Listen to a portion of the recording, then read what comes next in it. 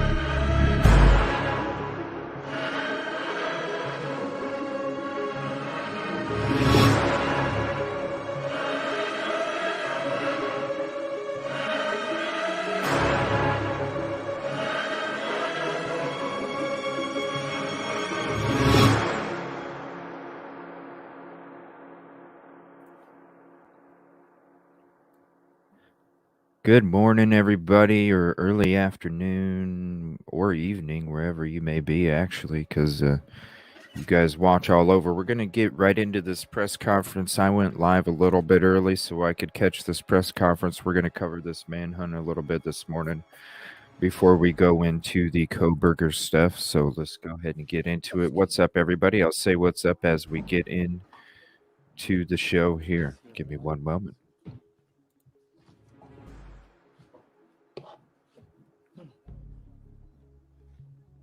Thank you, everybody, for hopping in. Appreciate you.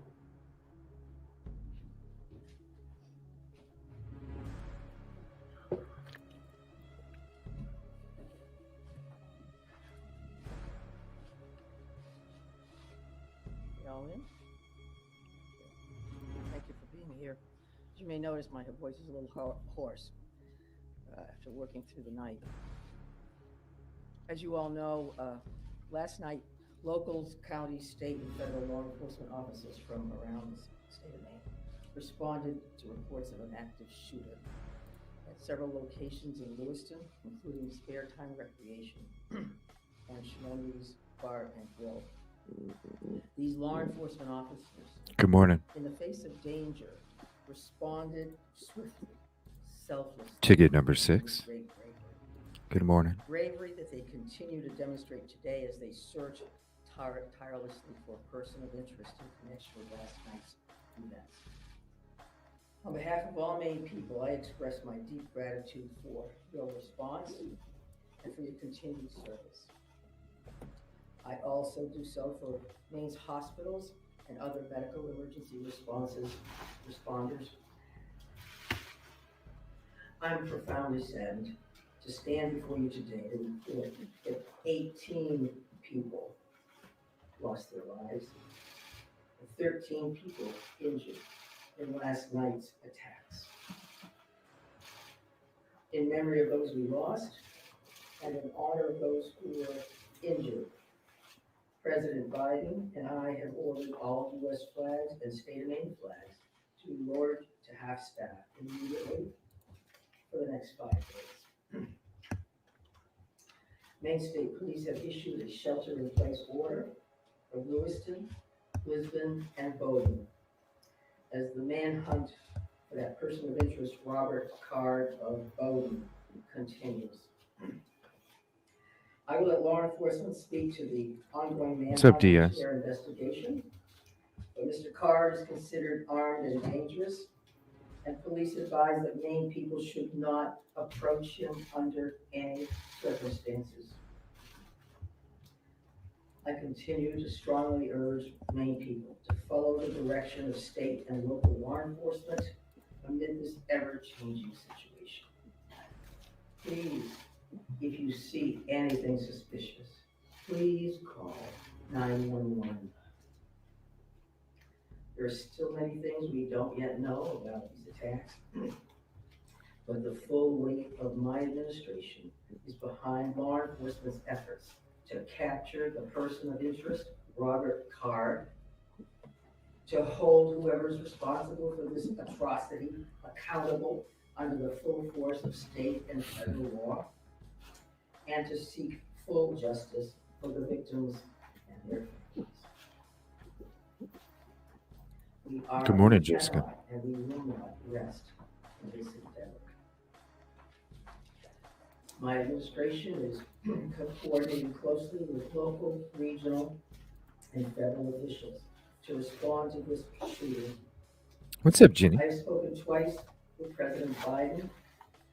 I've spoken with Vice President Harris, Secretary of Homeland Security Mayorkas, and Secretary of It's as loud as it goes.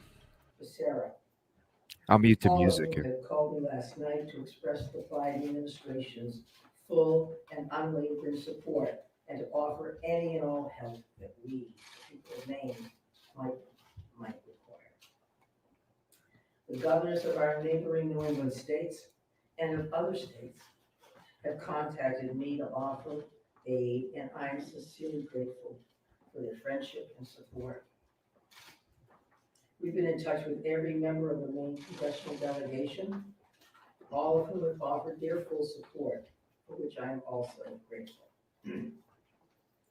I also spoke with Mayor Carl Chalene and Auburn Mayor, Jason Lebec last night to reiterate that we are standing by them and that we are ready to provide any help people in these communities need and to deploy all available state resources, including grief counselors and other mental health services. We need to help our communities heal. If you or a person you love needs someone to talk to during this difficult time, Thank you, please Melissa. call or text 988 for free. Thank you. confidential Appreciate you. counseling. 988.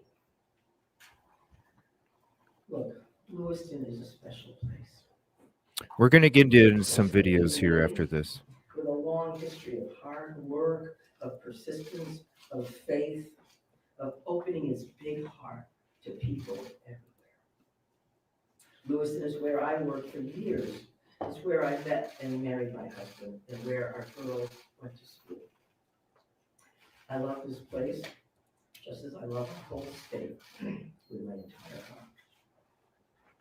I'm so deeply saddened, as is every one of the 1.3 million people of this beautiful state. This city did not deserve this terrible assault on its citizens, on its peace of mind, on its sense of security. No city does, no state, no people. No words can truly or fully measure the grief of many people today. Thank you, Kelly. Our small state of just 1.3 million people has long been known as one of the safest states in the nation. This attack strikes at the very heart of who we are and the values we hold dear for this precious place we call home. All Maine people are sharing the sorrow of the families who lost loved ones last night. Loved ones, normal people who were killed. Good morning, or Phantom. injured while unwinding from a day of work or while spending time What's with up, family Silky? and friends, socializing. Would you like to hop On up, behalf Silky? of the 1.3 million people of the whole state of Maine, I hold these families and this city in my heart today. I know that the people of Lewiston are enduring immeasurable pain. I wish I could take that pain off your hearts, off your shoulders, but I promise you this, we will all help you carry that grief. I ask many people to join me in offering our comfort to the families and friends who have lost someone, and in offering our prayers for swift recovery for those who are healing in Maine's hospitals today. What's up, Dre? This is a dark day for Maine. I know it's hard for us to think about healing when our hearts are broken. But I want every person in Maine to know that we will heal together. We are strong, we are resilient, we are a very caring people. In the days and weeks ahead, we will need to lean on those qualities more than ever before. As we move forward, struggling as we may, let us wrap our arms around one another, offer comfort and solace and love. I know the Maine State Police will continue to release information to the public as we confirm it, and information about any steps that the public might take to support the people of Lewiston at this time. May God bless the people of Lewiston and bless the memories of those we've lost. Thank you. I'm going to turn it over to Commissioner Sasha. Thank you very much, Governor. We certainly appreciate your support. The city of Lewiston does, the state of Maine, and certainly our first responders. We feel that love every day, and thank you very much for that. I would also say that we want to say thank you to a really large number of other elected officials across our state, whether that's the federal delegation, local elected officials, and many others that are part of organizations or law enforcement agencies that truly wanted to join us today at this particular press event. And wanted to speak on behalf of their communities. And as the governor had mentioned, and everybody else will reiterate, our reality for today is that this suspect is still at large. And we want to provide community support for the victims, for the families, in the communities across the state. But we also have an incredibly strong laser-like focus on bringing this suspect into custody and ultimately to justice. So because of that mission for this particular event and today's activities, we're keeping the list of speakers in the agenda pretty tight. And that will include next up at the podium would be Chief Dave St. Pierre for the city of Lewiston, and some other members of his command staff are present. What I will say to the city of Lewiston, and you know this because you feel it every day, but you're lucky to have a chief like Chief St. Pierre and his entire law enforcement agency, from every level. Those officers put their heart and their soul on the line on behalf of their community last night and into today. And they're doing it for the right reasons. They do it because they care. So the city of Lewiston and truly our co-responder family across the state of Maine is lucky to have Dave and his team in the mix with us. And we're also going to hear from Colonel William Ross from the Maine State Police. And Bill will highlight some of the timeline things that you're probably concerned about and certainly interested in from a story perspective. So the Colonel will come up and speak to that. And we'll also have Jody Cohen. And Jody is the special agent in charge for the FBI out of the Boston field office. And Jody will highlight some of those federal partnerships and some of the things that our federal partners are bringing to the table, bringing to bear to help us with this investigation. We also have a bunch of people here. Once you start naming people, you're going to have a problem because you're going to forget somebody or screw something up. But I would also tell you that a couple of our other federal partners are here. Kevin Neal, who's the U.S. Marshal for the District of Maine. We also have James Ferguson, and Jim is the special agent in charge from the ATF for the Boston Field Division. They are heavily invested with staff along with the FBI, and we can't thank them enough for all that they're doing on behalf of our state.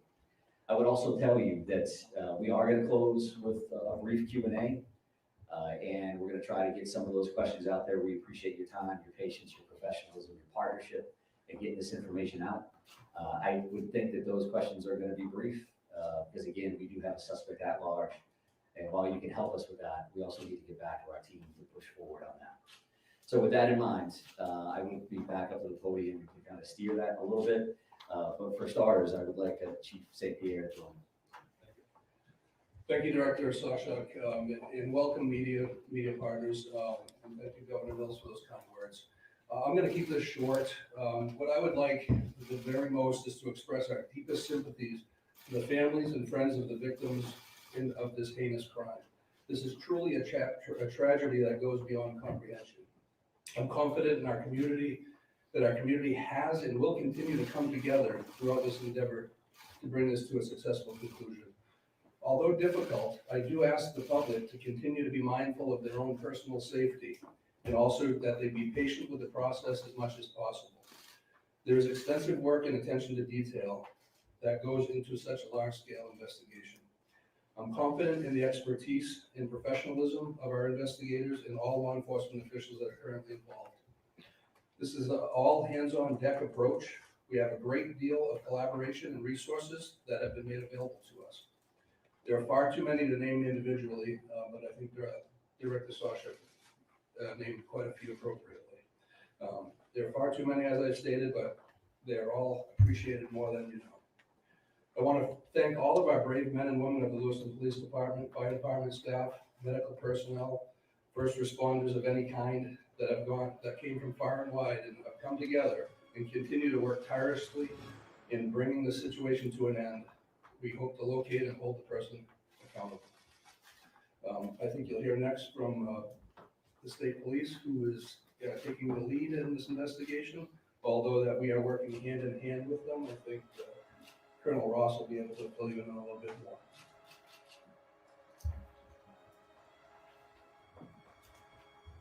Thank you, Chief.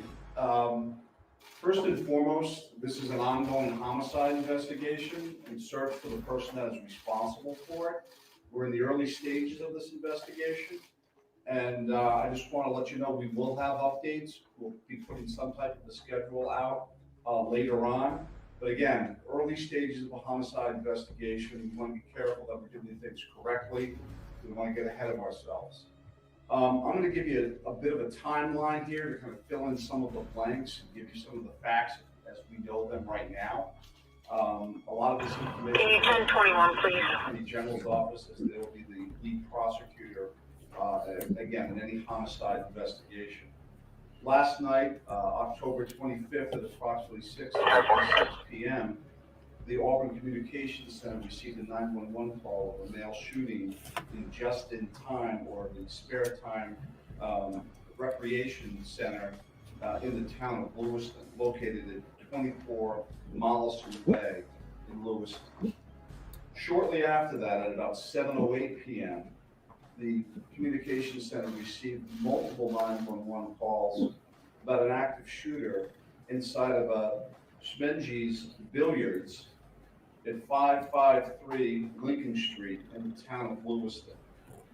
A large law enforcement response from multiple surrounding agencies assisted the Lewiston Police Department in trying to identify who this individual was and what was happening. As you can imagine, this was a very fast-paced, fast-moving, very fluid scene, very dangerous scene that these guys and girls were going into. 18 people are now deceased at this time. The victims at the just-in-time establishment, 7 people are deceased there, 1 female and 6 males, all from an apparent gunshot wound. Victims at the Schmegley's Billiards, 8 are deceased. 7 males inside the establishment, 1 male outside of the establishment. Again, also apparent gunshot wounds. Multiple people were transferred to area hospitals, Central Maine Medical Center, St. Mary's, and Maine Medical Center. 3 people that were transferred to those hospitals.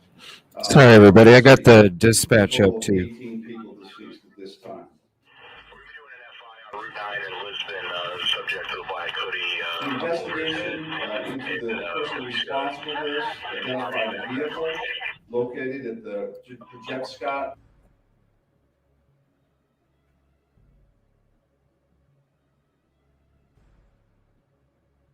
I got the dispatch up too. Hold on.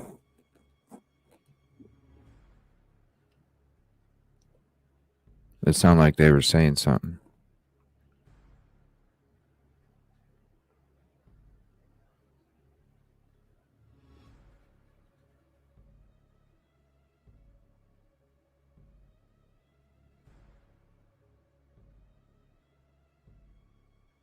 All right, I'll pause it if I hear some more. Something about a person in a black hoodie. Boat landing in Lewiston. That person, through the registration of that vehicle, was identified. That's been stated earlier. Yeah, we were up late last night too, watching that radar and the figure eights. The figure eights. As a Robert Card, born in 1983. I thought dude was heading to Several Canada, yo. deceased have I been was even showing you identified, guys the and their families, fucking next of kin have been notified. Approximately 8 direction. people at this point have been identified. 10 people, 10 of these victims still need to be identified at this time.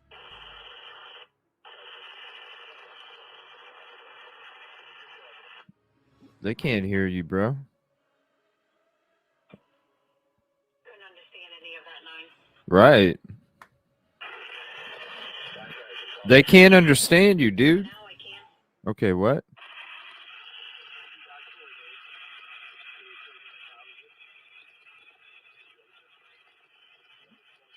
What's up, Orphan?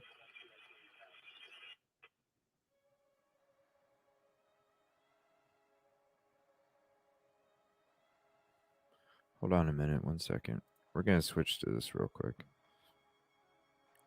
Both helicopters are refueling, actually.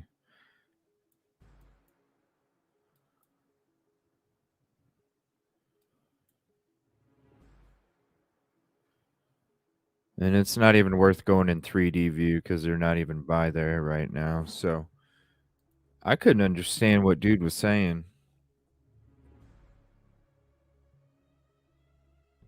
And I don't know how they must have changed channels. Dude. 9, go ahead.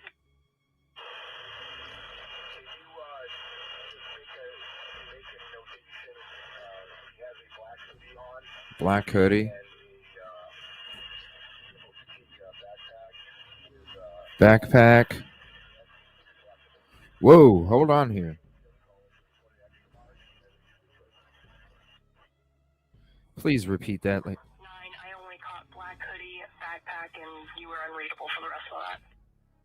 Something about a backpack, a black hoodie.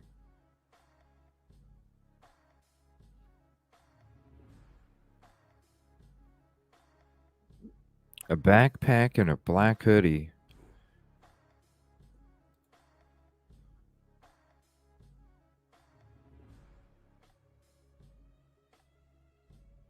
All right, we'll switch back to this. We'll pause it if they start talking. Something about a black hoodie and a backpack. I don't know. This dude. Oh, here we go. Here we go. 9, good.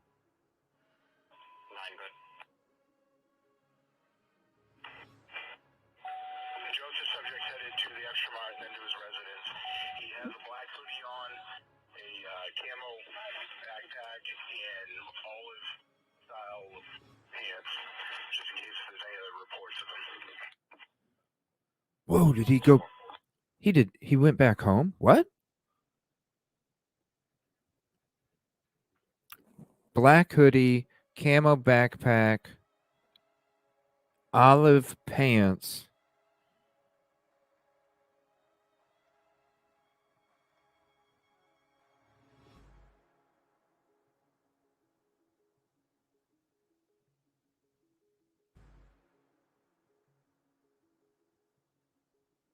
All right, we'll keep playing. I'll stop it if it says something. They better get them things There is refueled. an arrest warrant for 8 counts of murder for Mr. Card. And the reason it's 8 counts because 10 people have not yet been identified. As those people are identified, the counts would probably go to the total of 18.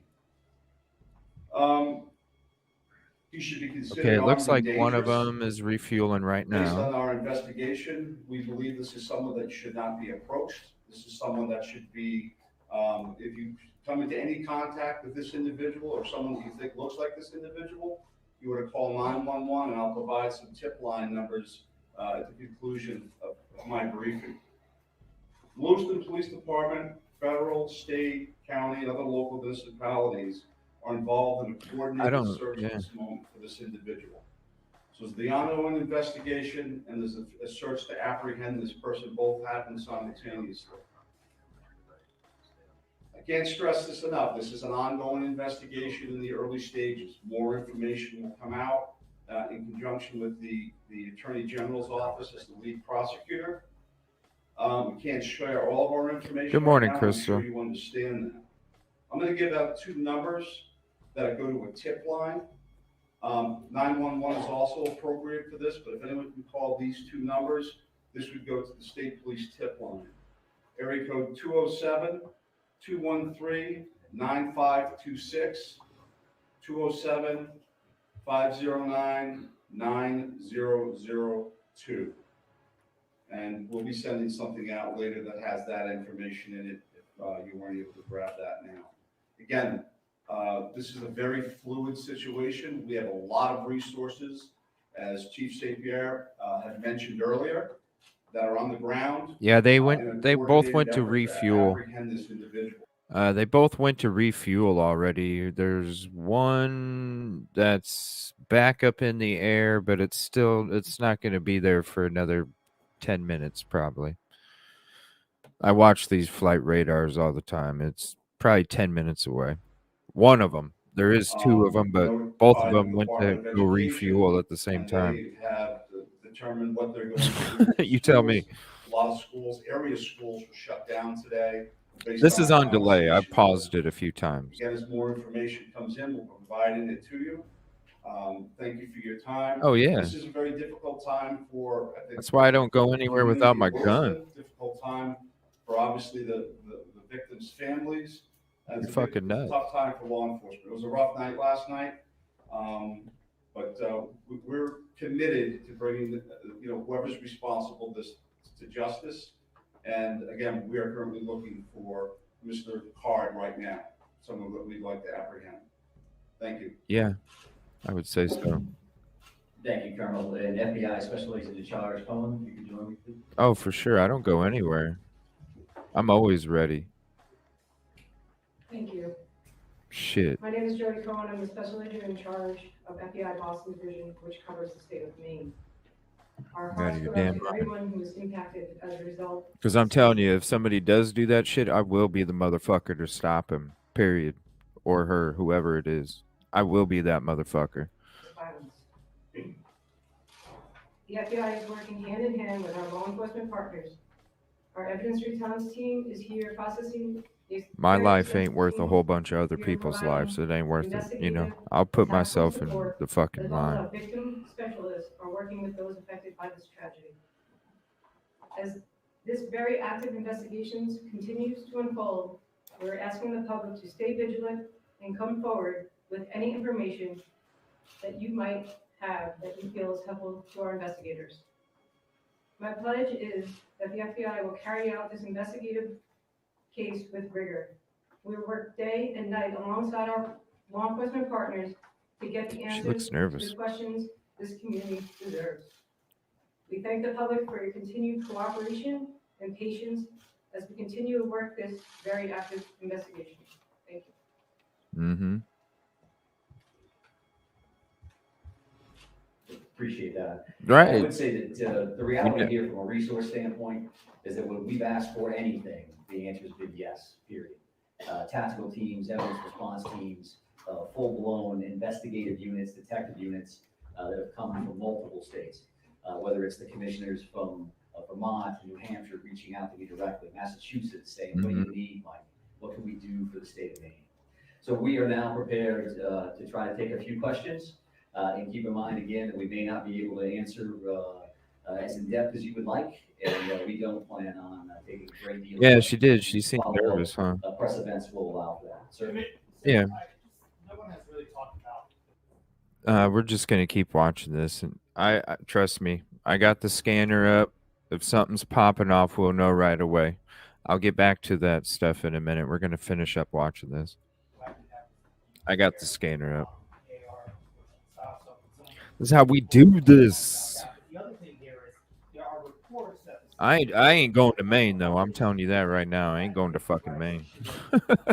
I ain't doing that. Maybe in a long ways from now, but I ain't going to Maine. Nope. becomes why was he in possession of this weapon, and certainly why wasn't he stopped? I'll go to PA. I ain't going Yeah, I to think Maine. those are all valid questions, and certainly questions that we are looking into now, but not questions that we can answer today. Considering that this occurred last night, there's still an active search for the suspect in question, so I can appreciate those questions, but not something we're going to be able to answer right But now. isn't something that you're investigating? It is certainly one of those things that we want to follow up on. All aspects. No Maine. Go ahead, right here. Yes. What's the sense of the ages of who has died, how many are under 18 and how many are over 18? I'm not sure we have that information with us today. We wanted to break it down by gender because that's something we had readily available. We did not break this down into age ranges at all. Sir, what can you tell us? What can you tell us about the background of the suspect in this case, or I should say the person of interest? Because I noticed the language is very clear. You're saying person of interest, not suspect. So why use that terminology, and what can you tell us about his background? Yeah, I think we used person of interest last night for half of the room that was here for that press event. As the colonel had mentioned, there is now arrest warrants for murder for this particular individual, Mr. Carr. So he is viewed as a suspect, and there is a full court press by all of our partners to bring him into custody. What was the second piece of that question? What can you tell us about his background? I wanted to ask a second ago about the idea that he had voiced concerns about his own mental health, right? Had been committed, according to language in a police bulletin, to a mental health facility for weeks. How could someone that fits that profile still be in possession of semi-automatic weapons? Well, I do think that the statutes around firearms and the possession of those are pretty complex. I know that we will be reviewing that information as we move forward, but that's not an answer that we're prepared to give today. But that leads to motive. You're talking about behavioral health issues and how that impacts this situation. I would expect you'll hear back from us on that in the future. Right here, sir. Yeah, I've got a question about, we've seen helicopters as far as looking at this conflict. Can you tell us anything about what's leading you that far north of the scene where you're not from? Yeah, sure. So we have law enforcement assets that are deployed over a number of communities, doing follow-ups on a number of different things. So as you can imagine, there's a great deal of search warrants that we're following up on. We do have partners, that helicopters from the New Hampshire State Police. That copter was here last night to assist us as well. So whether we have tactical elements out or we're searching an area, some of those air assets would be very, very valuable. So that's what they're doing. We're not going to speak to what brings us to a specific community one way or the other. Yes, ma'am. Right here. Identifying anything to assist with family members who may have missing loved ones?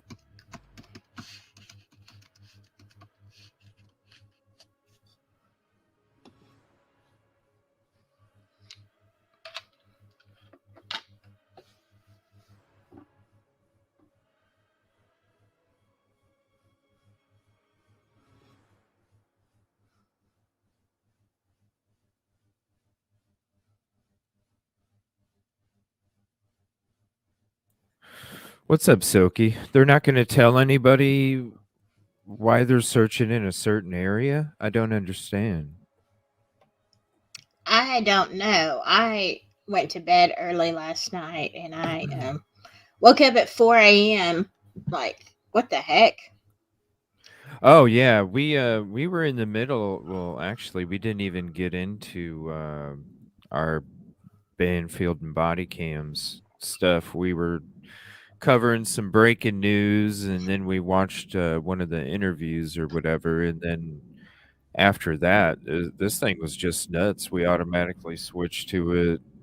Started seeing, like, kind of checking it out, listening to what was going on, and then I looked it up where it was at, and it was like literally 2.5 hours from the frickin' border of Canada and the United States. Yeah. And I'm like, the dude already took off to Canada. I gave him the route. I gave him the route and everything. I'm like, yo, I don't know why. What makes them? See. What was crazy last night is when we were watching the flight radar, they were doing a whole bunch of figure eights and stuff for a while. So, and then they were like focusing on his residence. So to me, it was like, oh, because they were talking like a multi-state search. Well, Yeah. I'm like, multi-state? It's only 2.5 hours fucking north, and you don't even go through any big cities. Only 2.5 hours north to Canada. Why are you thinking dude went south and west? But he ditched his car though, didn't he? I don't know. I woke up this morning and I'm like, oh shit, they're having a press conference because I wasn't even going to go live this early. I didn't hear any of the new updates this morning. I was going to go into it with some of the updates that they had come out with this morning after we checked out that press conference. Yeah, I saw this morning where they had ditched. It was a 2013 Subaru hatchback, and they had found his car. It was white, and they found his car. He had ditched it, and so I don't know. That to me, that's crazy. Unless he knew from the get go, they already knew what vehicle to look for. So I don't know if he's on foot or what he's doing. I was like, holy crap. I started to go live and then I remembered you were going live and I was like, oh, I'll just wait for CJ. What the hell is this? The shit's landed. That's some bullshit. Okay, I guess it did. That one's going to Lewiston. That was weird. How is it all of a sudden not trackable anymore? I hope something didn't happen. I don't know. Let me put my glasses on. I can't see. What the heck? Yeah, it was tracking a helicopter. What's up, R-Whip? It was tracking a helicopter, and then it just wasn't able to. It said it either landed or is not trackable. I'm not hearing nothing on dispatch either. I am not hearing a peep. I have no. That's weird. That's weird. And so are they tracking his area? I know everything's on lockdown in several towns in Auburn and Lewiston and another place they were saying where he's from. It starts with a B. I can't remember. They're on lockdown. So are they thinking that he's on foot? I mean, if he ditched his car, what's he doing?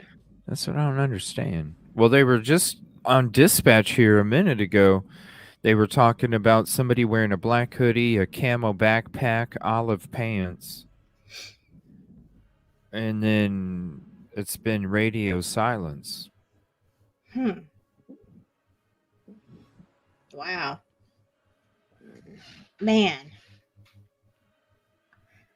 No, it was in mid-flight when it lost tracking. It wasn't because when it goes to refuel, they both go down into the west for both of these helicopters to refuel.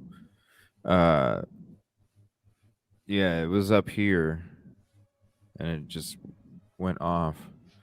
So this one's heading to the location. I'm not hearing anything on dispatch. This is crazy. They were just talking about a hoodie. Let me switch to Winthrop. Okay. Here we go.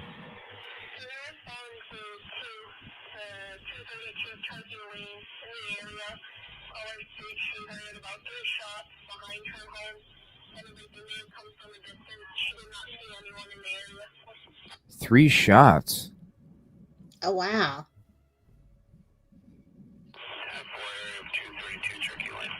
Turkey Lane? 3 shots on Turkey Lane? I hope that's them getting him and not. Hold on, let me see here. Let me see if there's a Turkey Lane. It says Winthrop.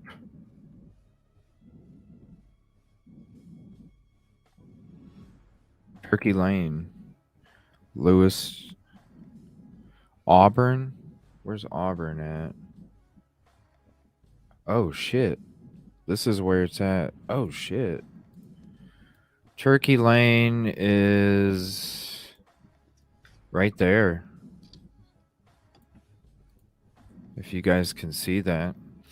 The shootings took place up at these two different spots here, and now at Turkey Lane is where there was a call in for 3 shots as well. That's where the call came in. It could be, who knows? I'm sure this. Let me look at the layers here.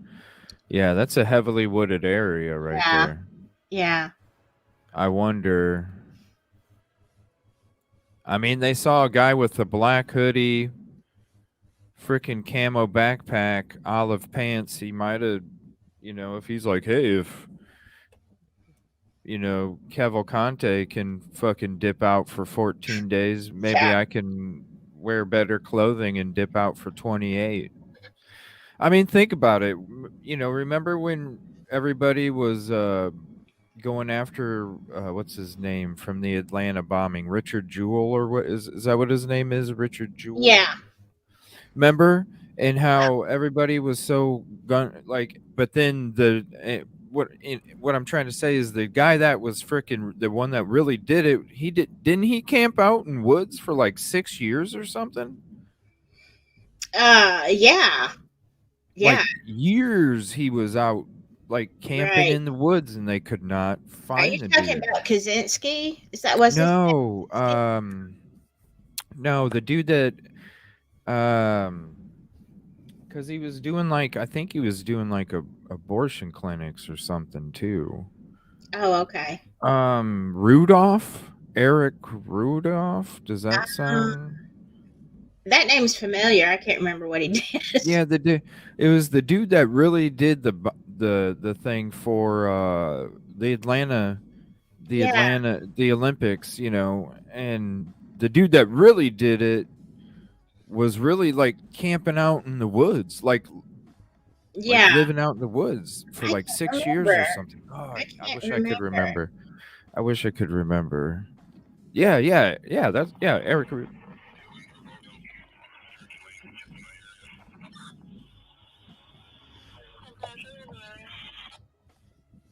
Yeah, like the North Carolina. Yeah.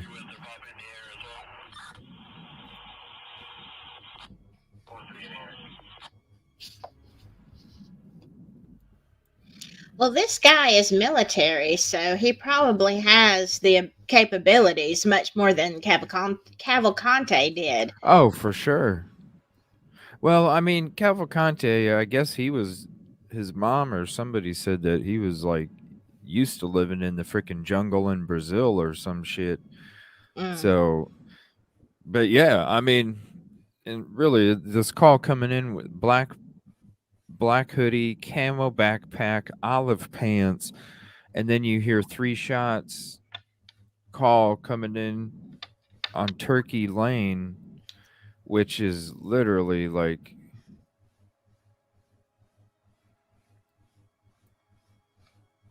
I mean, it ain't far from, you look at the 2 places of the shootings, and then the call for the call that just came in. That's a star constellation that makes out some kind of, it's all connected.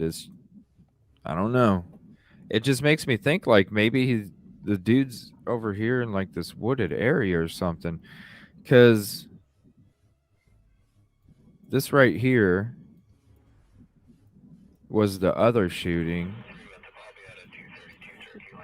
Turkey Lane right there. Where was the car ditched? It had to be ditched somewhere here. I wouldn't be surprised if the dude just was chilling in these woods. Had a change of clothes in his freaking car to be camoed out in the woods, It Let's freaking just started walking. Because look, you keep walking all this wooded area, follow along the turnpike, right? Yeah. But still remain in the wooded area, so you know exactly the direction you're going. You're not going to get lost. And then you end up right here. I mean, it just makes... I'm trying to find where he ditched his car. I've got a picture of his car. I'm trying to find the one that says where they found it. Oh, you just have to refresh our whip. We already got other dispatch up. Just when you get to this part of the video, just refresh.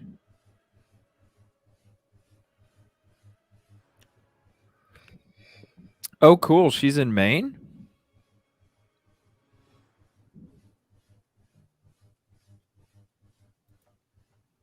She's in Maine?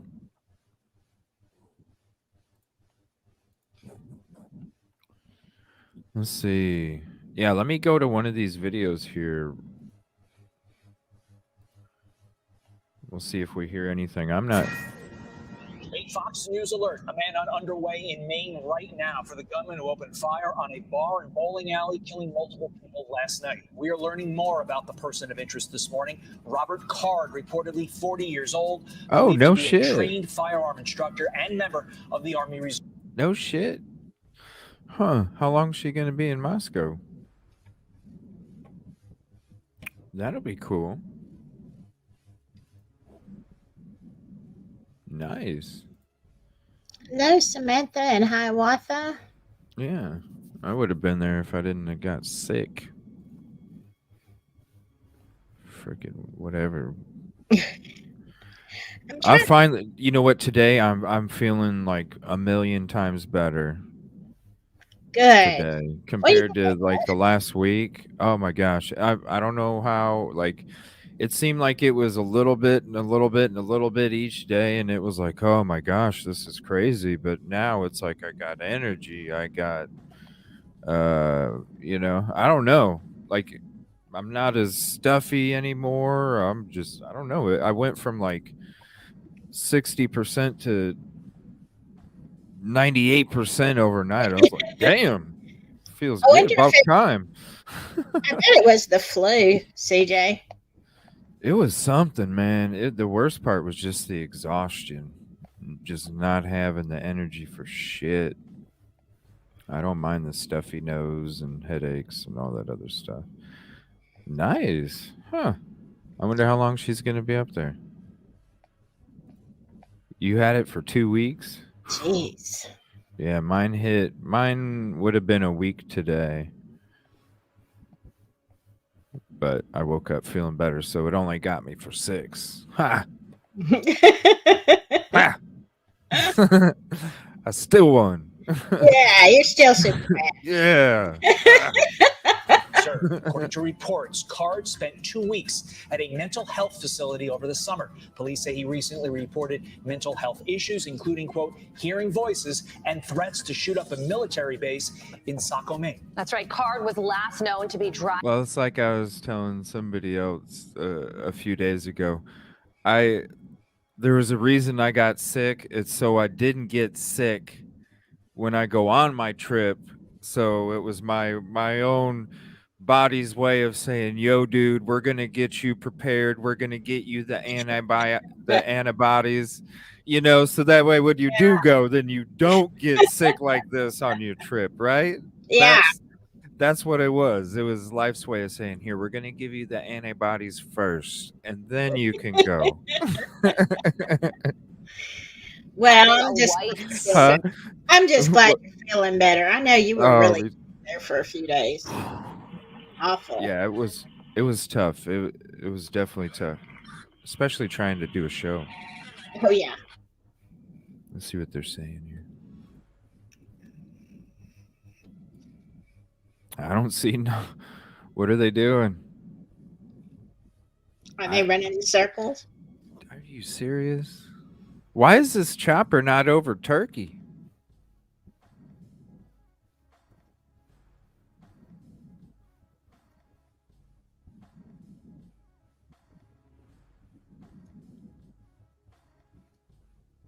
Let me see if there's another one up there. Hold on. Why is that chopper not over Turkey Lane? Nope, it's the same one. Why is it not over Turkey Lane?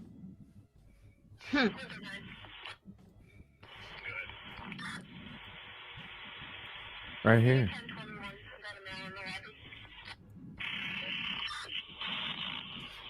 This dispatch sucks. Usually you can understand what they're saying. This one, it's horrible. Yeah, it's. Let's see. All right. Go back to this here real quick. Subaru Outback with a black bumper. Police said the vehicle was discovered near a boat dock in Lisbon, Maine, and moments ago officials expanded the shelter-in-place order for residents as police continue their search for Card. Authorities are set to give an update on the tragedy at 10:30 a.m. Eastern Time this morning. With that, let's bring in Marine veteran and former FBI agent Rob D'Amico. Rob, good morning to you. If this man is still alive, I mean, given his background as somebody who is a trained professional. So they said it's all clear. They're going to continue to patrol the area. But somebody called in 3 shots. I guess maybe hunting? No. They wouldn't have hunting right there. You wouldn't think. No. Not. I don't know, though. Maybe they haven't heard. Like in between? Private property, maybe?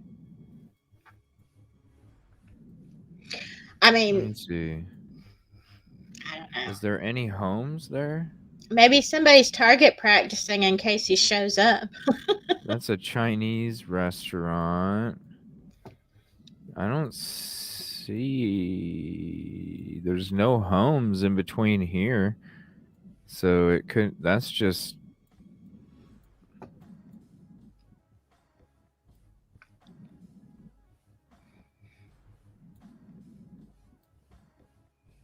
Old Hotel Road Cemetery? Whoa, that's creepy.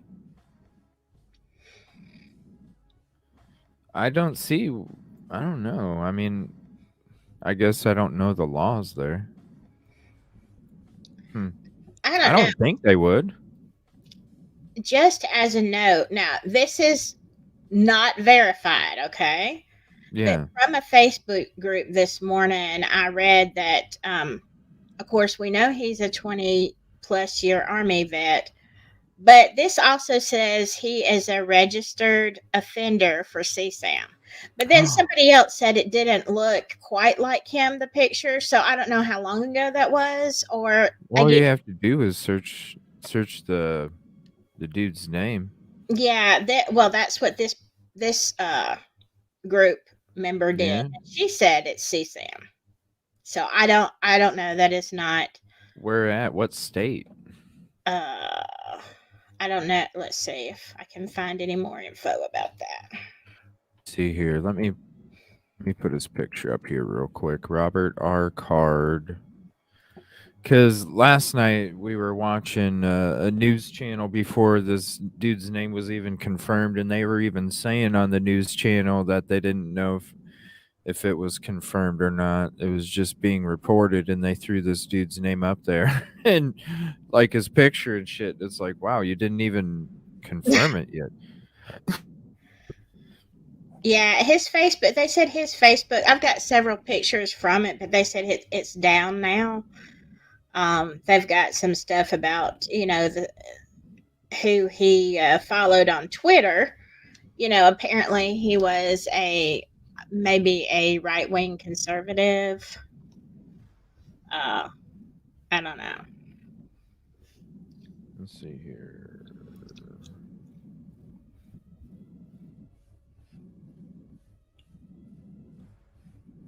Who is Robert Card? See, they're saying 22. How do you, okay. Well, this is what I didn't understand when I woke up this morning. How do you say 22 last night and this morning you're saying 18? That's fucked up. Like what? Yeah. I still keep seeing this is 34 minutes ago. They're still saying 22. Yeah. Maybe it's a miracle. We've got I some. don't understand it because it's, Yeah. Now I'm seeing 18. I don't know. right. How do you go from 22 to 18? Wouldn't you like go for Yeah. The other the way. other way? Like Right. if you're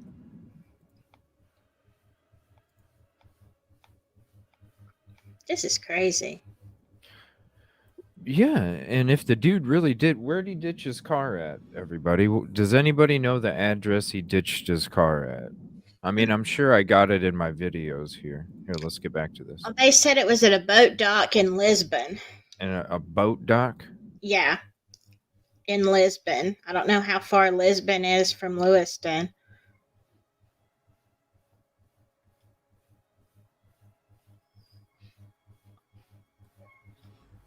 Lisbon? Mm-hmm. I remember seeing it when we were, I think it's north, no?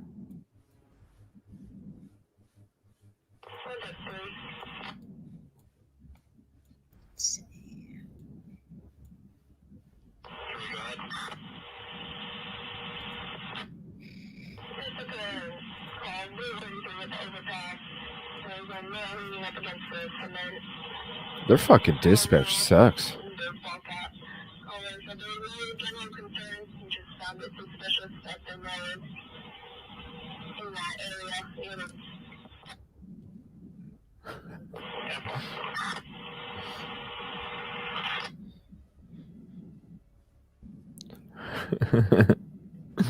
We got Jane J over there talking to crystal balls because she knows the future before it happens. Woo! I'm so glad that you're coming in to hang out with us. We definitely need somebody like you. I missed that. I'm gonna have to go Yeah. I can't understand what the fuck they're saying. You should... Oh, I see. You should know basic facts before going live. Well, you know, that's what we're all trying to figure out is the facts, Jane. There's not a whole lot to... Well, how do you know the... No, I'm just saying, how do you know the basic facts of a manhunt if you don't even know where the dude's at? Yeah. I mean, the basic facts are the dude's Robert R. Card, 40 years old, armed and dangerous. Lewiston, babe. I mean, I don't know what you're talking about. It's all the description already. What are you talking about, Jane?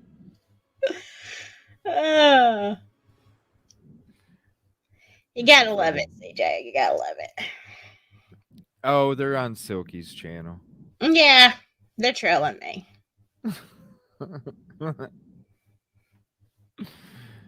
Her comments come over to here. I can see them over here. Yeah. I'm just giving Jane some shit because it's like, well, the basic facts were already right here. Sorry, ma'am.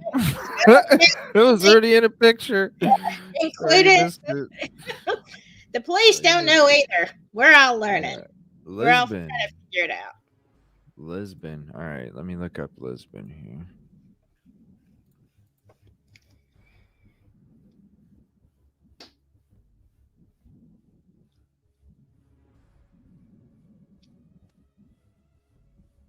With weapons, it has a military background. If he is still alive, what are police up against right now? Oh, okay. Here, this is how close Lisbon is. It's actually right off to the right side. So oh, okay. Yeah. It's kind of interesting that the shots are coming from Turkey Lane then, because that's the southwest. So he ditched his car in Lisbon. Which direction do you think he went then? If he ditched his car in Lewiston. Yeah, in Lisbon. Lisbon. Can't get it out either. So I don't know where a boat. I don't know. That's a long distance. If you ditched your car here, that's a long distance to Turkey Lane, so that's probably nothing to do with it then. It is a fair What lake. are you gonna do? Like, if you ditched your car, what are you gonna do? Like, be like Listen, they're not gonna. I'm sure the main law enforcement are not gonna let this shit drag on for 14 days. I don't see him. Dude, you're 2.5 hours from fucking Canada. Why didn't you? Why Like, didn't you just drive? for real? Like, you're gonna go hide in the woods in the community that you're from. Well, clearly he's not thinking straight, though. I mean, he's honestly, he spent time in the mental hospital this summer. Oh man, I hope he didn't go out into the woods and do a laundry. Yeah, me too. You don't need a passport when you're hopping the border. you just need determination. Good running That's what shoes. Good running shoes. You don't even. You could claw your fucking way ass over there. You just need the determination. That's. You don't need a passport. Hey guys, Yeah, hey. Waving it as you're running by. Hey guys, here's my passport. Are you just gonna So walk gross. up there and say, "I'm Robert Card. I want to come into your country"? Right. By the way, I just shot up Maine, so Yeah, no. Right, what's a passport? No, I'm just playing. All right, let me get back to this here. We'll see what they say. There's going to be some updates here. I'll see if there's anything live in a minute as well. Well, there's two cases. One, if he's still in the vehicle trying to get distance from this location. And I think that's probably safer, This is from an hour ago. For the hunt. If he's on the ground and they have to go on the ground and walk around and look for him, I think it's a lot more dangerous for the police officers involved. It reminds me. Wow, his cargo pants are fucking packed. yeah, See they are. the pockets on the cargo Yeah. sticking out. He's got some ramen noodles in there, CJ. He knows. What he's is gonna he be wearing? right. Fucking Crocs? I hope not. He ain't gonna get far. Maybe that's why he ditched his car. No, I don't know what those are. There's some kind of. Hopefully, he's prepared. Oh, I'm sure he's got. The search for Eric Rudolph, Yeah, where the- we're walking through the mountains in North Oh, Carolina. Eric Rudolph, yeah. And basically, the only way we were going to figure out we were on him. So another call came out to be nothing. Yeah, Eric Rudolph. That's who I was talking about. And basically, the only way we were going to figure out we were on him was probably one of us was going to get shot. So I think that's the danger. If he's in a vehicle, it could turn into a vehicle chase, which I think is safer for the police as opposed to going through the woods looking for a person who is well armed, who has training, and who has already killed. Now the focus becomes gathering information. Describe the delicate balance that investigators are going through right now with regard to the victims. I mean, so many of these victims are in a hospital. They've just undergone the worst tragedy of their lives, yet they are crucial to providing information to try and tracking this guy down. Describe that delicate balance that the investigators are experiencing. Well, I think actually the investigation of the witnesses, I don't know if many of them are going to be able to provide accurate information of where he's at. I think family members can. I think one of the family members actually got, when they first figured out who it was, kind of said, well, you need to also look at this other, I think it was another restaurant or bar that Oh, he may wow. have said something about. So I think the witnesses that are injured, I think you want to have law enforcement and get in front of them to get their statement so it's fresh on their mind. So, because he said something about a bar too. Did he work there? Was this found out his lover was loving somebody else and didn't know if they were at the bowling alley or at a restaurant? Like, what the hell is that? A restaurant and a bowling alley? Yeah, then they said the kids were having an event there last night. So, Well, and they had bowling leagues that had started up too at that bowling alley. So what did he have? Was he married? I don't Was know. his- I think he was single. Was he? Yeah, Why? everything I've seen on Facebook or whatever. Why a bowling alley in a restaurant? I don't know. It sounds divorced. Was he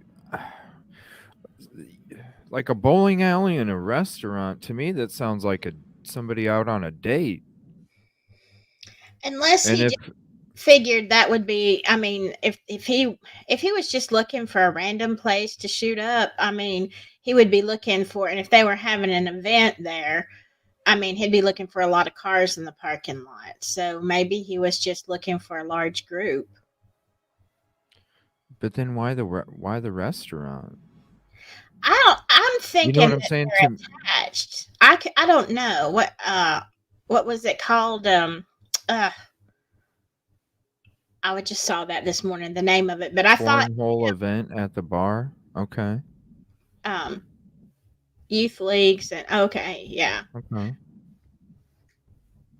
Huh. Okay. Obviously, with medical attention not needed at that point, if it is. But What's up, what you Conrad? really want to do is start looking at social media. You want to start looking at cellular things like that to That's find what I out was where thinking. he It may sounded. be going. You may want. That's what I was thinking. Like the amount of people, or there was like some kind of dispute where they were either at the bowling alley or the bar, like kind of thing. You know. Yeah. That's what. But it said that he was hearing, this is an earlier report, that he was going to shoot up the army base or something because Okay. well, it said that, yeah, I know. Bad idea. But because the voices in his head were telling him to shoot it up, but then he ended up not doing that.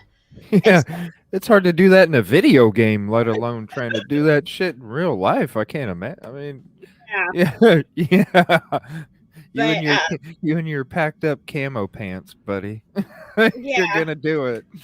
Wow. But he could, if he was an instructor there, a firearms instructor, they wouldn't necessarily like he'd walk by. He probably knew people. I mean, he could probably walk in and get to some places that he knew, without being observed. I mean, obviously, going into where he did, he would, you come in like he did with a gun. Obviously, people are going to be on alert immediately.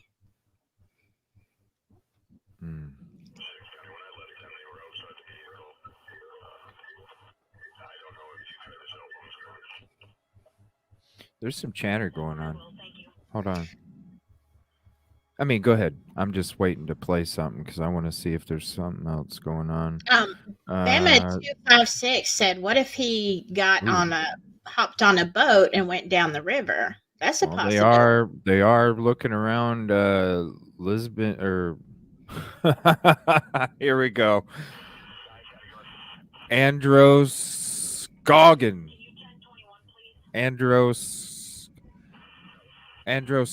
River. That's where they're circling right now. I'm actually going to switch to their dispatch because it was a lot better earlier. You could hear it a lot better. The Androscoggin County. Yeah, I can't hear this All other right, one. there we go.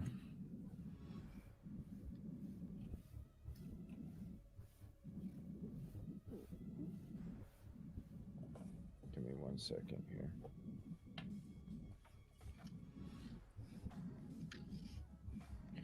Yeah, I tried using my soundboard and the microphone because I found a connector because my microphone's USB, but the soundboard is like a plug, like a guitar plug or whatever.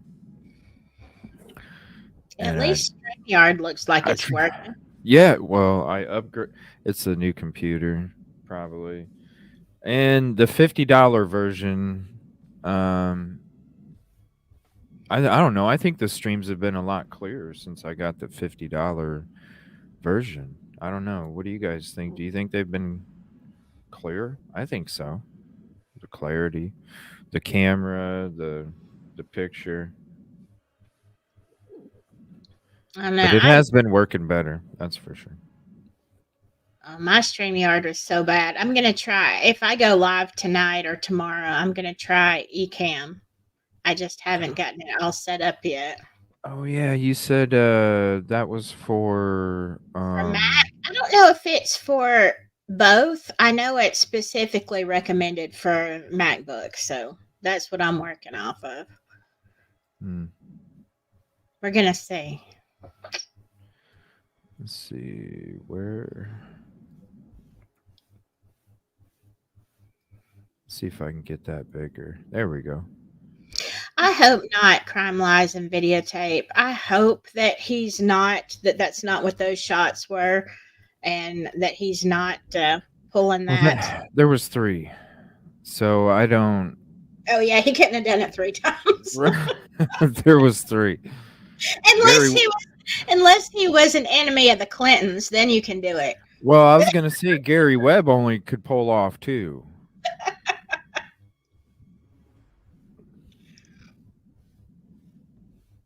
All right, let me go back to these updates.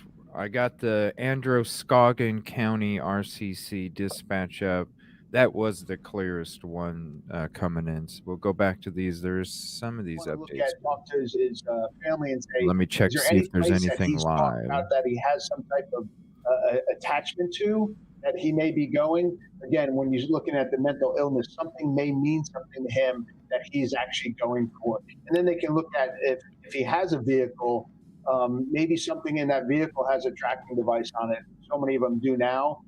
Even a satellite radio, if that vehicle has XM radio or something along those lines, help start looking at which way he's going. Yeah, and you mentioned a family member. Fox News already spoke to his sister-in-law, and when the reporter spoke to her, the report is that she took a big sigh and said, yes, he is my brother-in-law. My children and I are with police right now. I don't have any further comment at this time. So that does prove that police are already talking to his family members.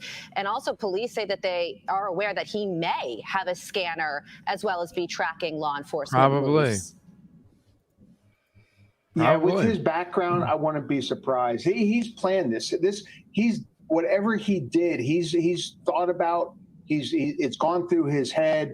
Why wasn't he wearing a mask? Someone that had said before. Well, he didn't care about his appearance. He didn't care about being found out, and that may lend itself to he wants a showdown with police, or if he gets cornered by police, it might be suicide or suicide by cop. But he didn't care about his appearance. He's gone through this whole thing. This was planned in his head, and probably where he's going or what he wants at the end of it has also been thought of before. Based on his 2-week stay in a mental facility. Ooh, hold on. There's a live interview or here. Something that he may have been in that has crossed into Massachusetts. Yeah, I don't have any of those details. One of the reasons why I ask is, I mean, I know I see you guys out here, but we're not seeing this massive kind of like search through the woods, search through different locations here. And I'm wondering if there's some information that you have. You're seeing the local PD, but there are federal and state here, and there is aerial here as well. Right. They were here earlier, but they're not up now. What's up, everybody, for helping? Yeah, it's coordinated, everything that's happening. So everything's happening in a coordinated effect. I can't get into the details of how we're doing anything. Right. But Chief, you talked about everything, all the work the different departments did all night. Can you sort of talk about the resiliency of officers in certainly a tough situation? I just say that Maine's lucky to have the officers and the dedication that we have. That's, we all do this job for a reason, and it doesn't matter if it's Maine or across the country. We're all short-staffed. We're fortunate in Lisbon where we're not as short-staffed, but we want to help people, and right now we want to find justice, find this suspect. How many people live there? That's our main goal today. So we're not going to stop until that we locate people. Him. Really?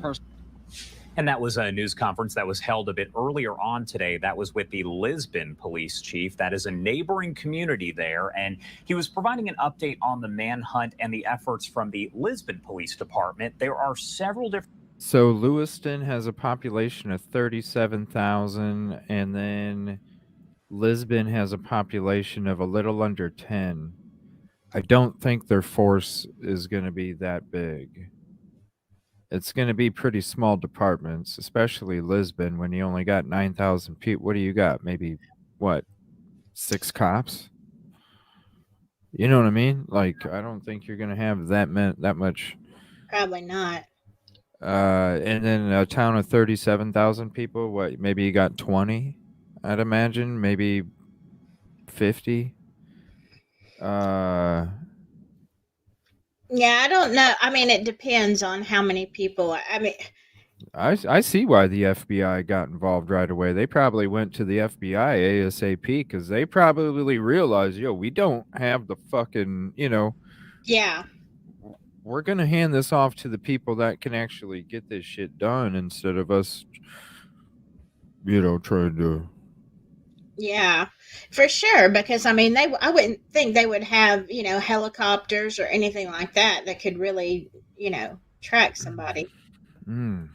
Let me see if there's anything going on flight radar again here. I'm not hearing anything on the Androscoggin. I don't know. They must be quiet or something because I haven't heard nothing from Androscoggin. Let's go to. Let me see here. Let's go to Winthrop again. All right, so we do have the one. It's just kind of circling. I don't think they know. I'm wondering if. I don't want to say it.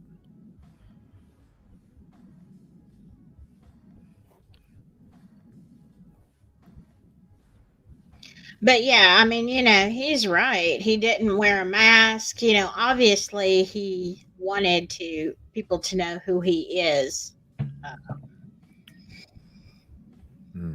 Maybe he is hoping to be taken out. I just don't understand. How do you not have this guy already?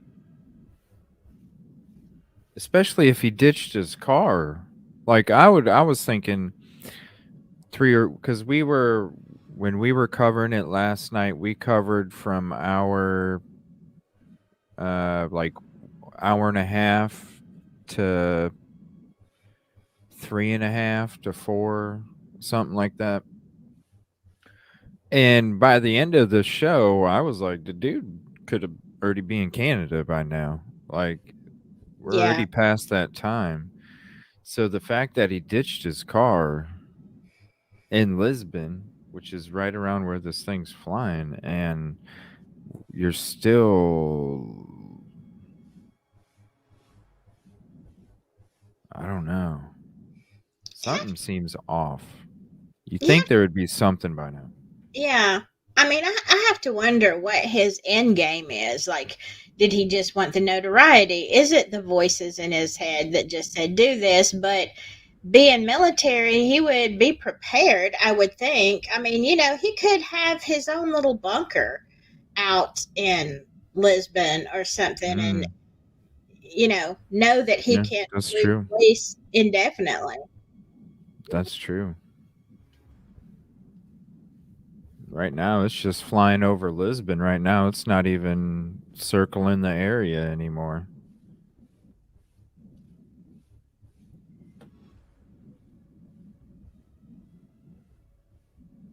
What is this? Oh, neat. It's like you're really in the freaking cockpit. I don't want to get air sick. There we go.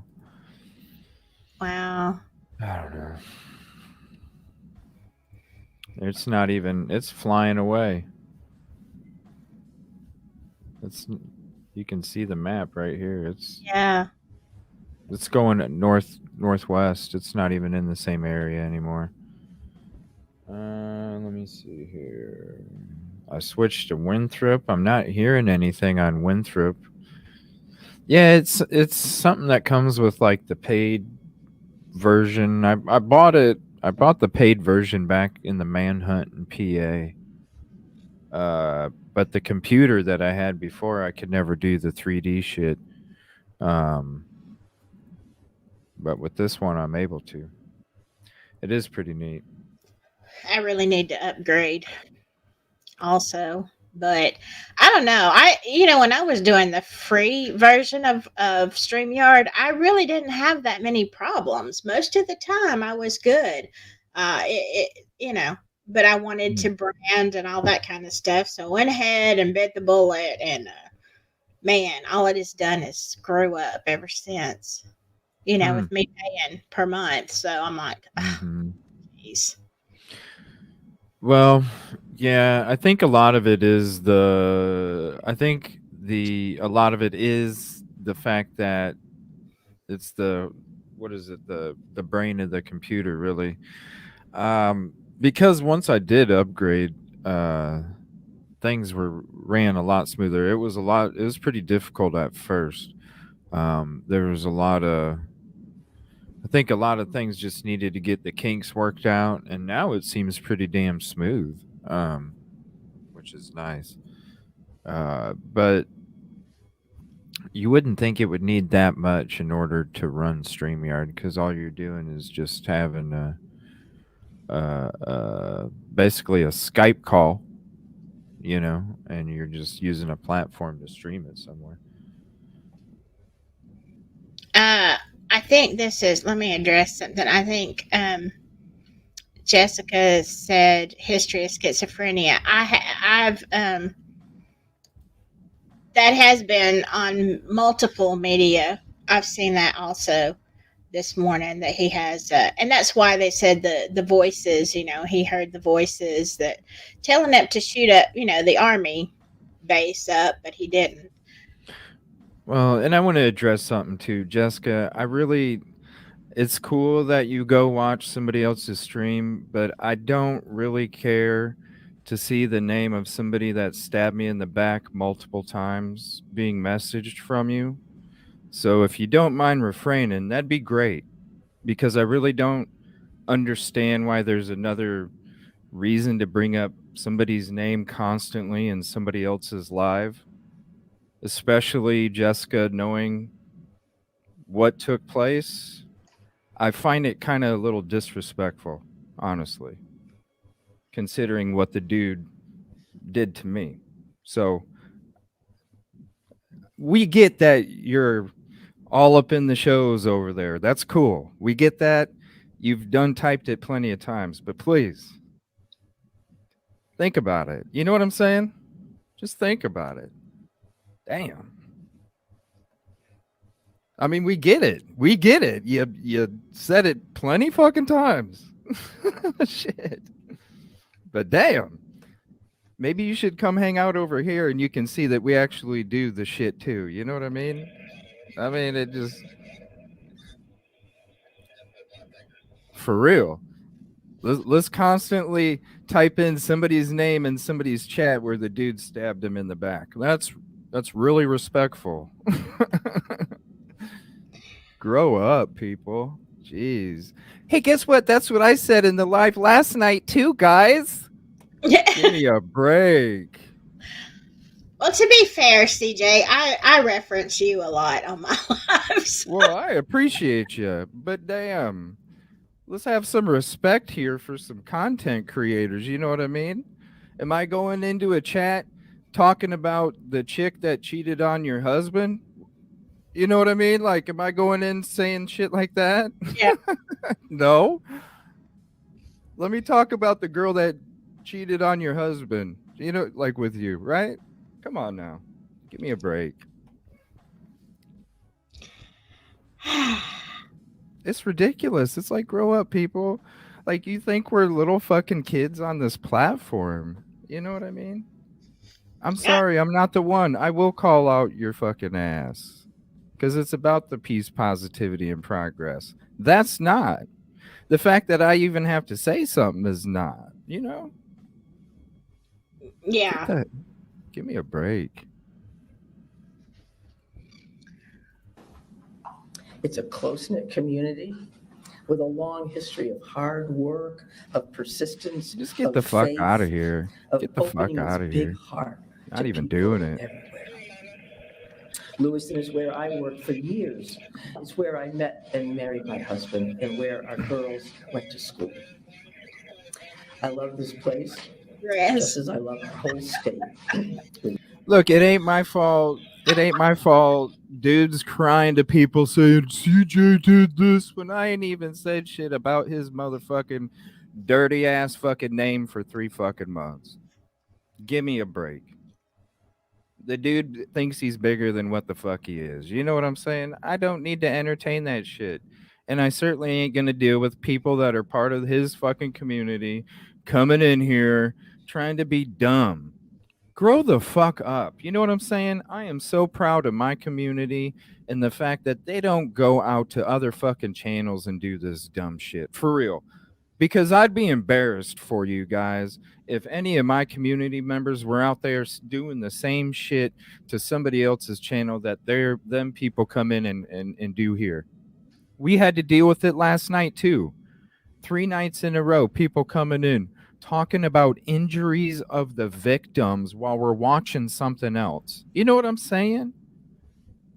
Yeah. I am so proud that not only me, but the fucking community is really truly about the fucking respect. Because it's disgusting. It's childish. It makes no sense. You're not about the victims and the families. Even like I just don't understand it. I was having this conversation with somebody this morning because somebody else wanted to make a video of our fucking live last night and wanted to, you know what I'm saying? It's like, what is this not about the victims? Is this not about the families? Yeah, well, your regular community, CJ, is all about the peace, progress, and positivity. I mean, they are a very great group, but, you're always going to have those people. Well, I mean, of course. But I mean, your motherfucking ass stabbed my ass in the back, and I just fucking was like, I cut my losses. You know what I'm saying? I didn't say shit. I cut my losses. I walked the fuck away because it's like if you're able to do that, then I don't need to try and be a friend with you no matter what. You know what I mean? So what the all right, later. I'll move the fuck on. You know what I'm saying? I don't say shit. And then oh, cha-ching, cha-ching, cha-ching, oh, cha-ching, cha-ching, cha-ching. And then all of a sudden my name keeps brought up into this shit last 3 months. It's like, grow the fuck up, people.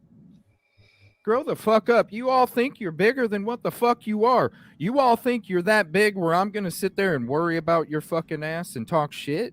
Like, really? You think you guys are that big?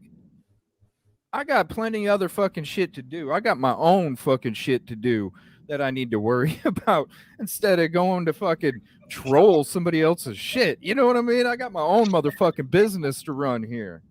Right. I'm worried about that shit? Like, come on, man. CJ, sometimes it's your early morning shows, CJ, that you just get all worked up. It's like, for real. You know what I mean? Can we be about the fucking families and justice? I don't know how many times people need to say this shit. Oh my gosh. You got people, hey, guess what? I said that last night and so's live 10 fucking times. Okay, cool. Hey, we watched the flight radar too, and so okay. Like grow the fuck up. You know what I mean?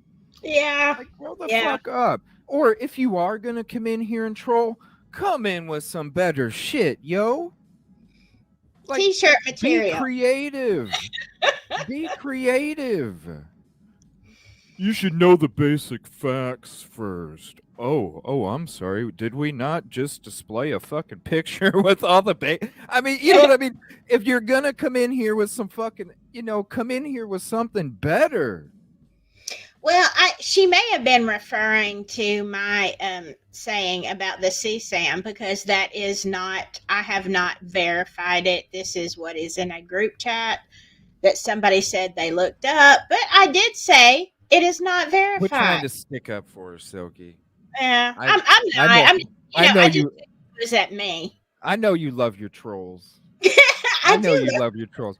I do love my trolls. I do. They were saying that shit in the beginning of the show. I do love my trolls. You should stick to you should know your facts basic facts before you go live. Really? Did I not start my motherfucking live with some basic? get the fuck out of here. Like, come up with something better. This shit's boring to me. It's insulting. It's insulting.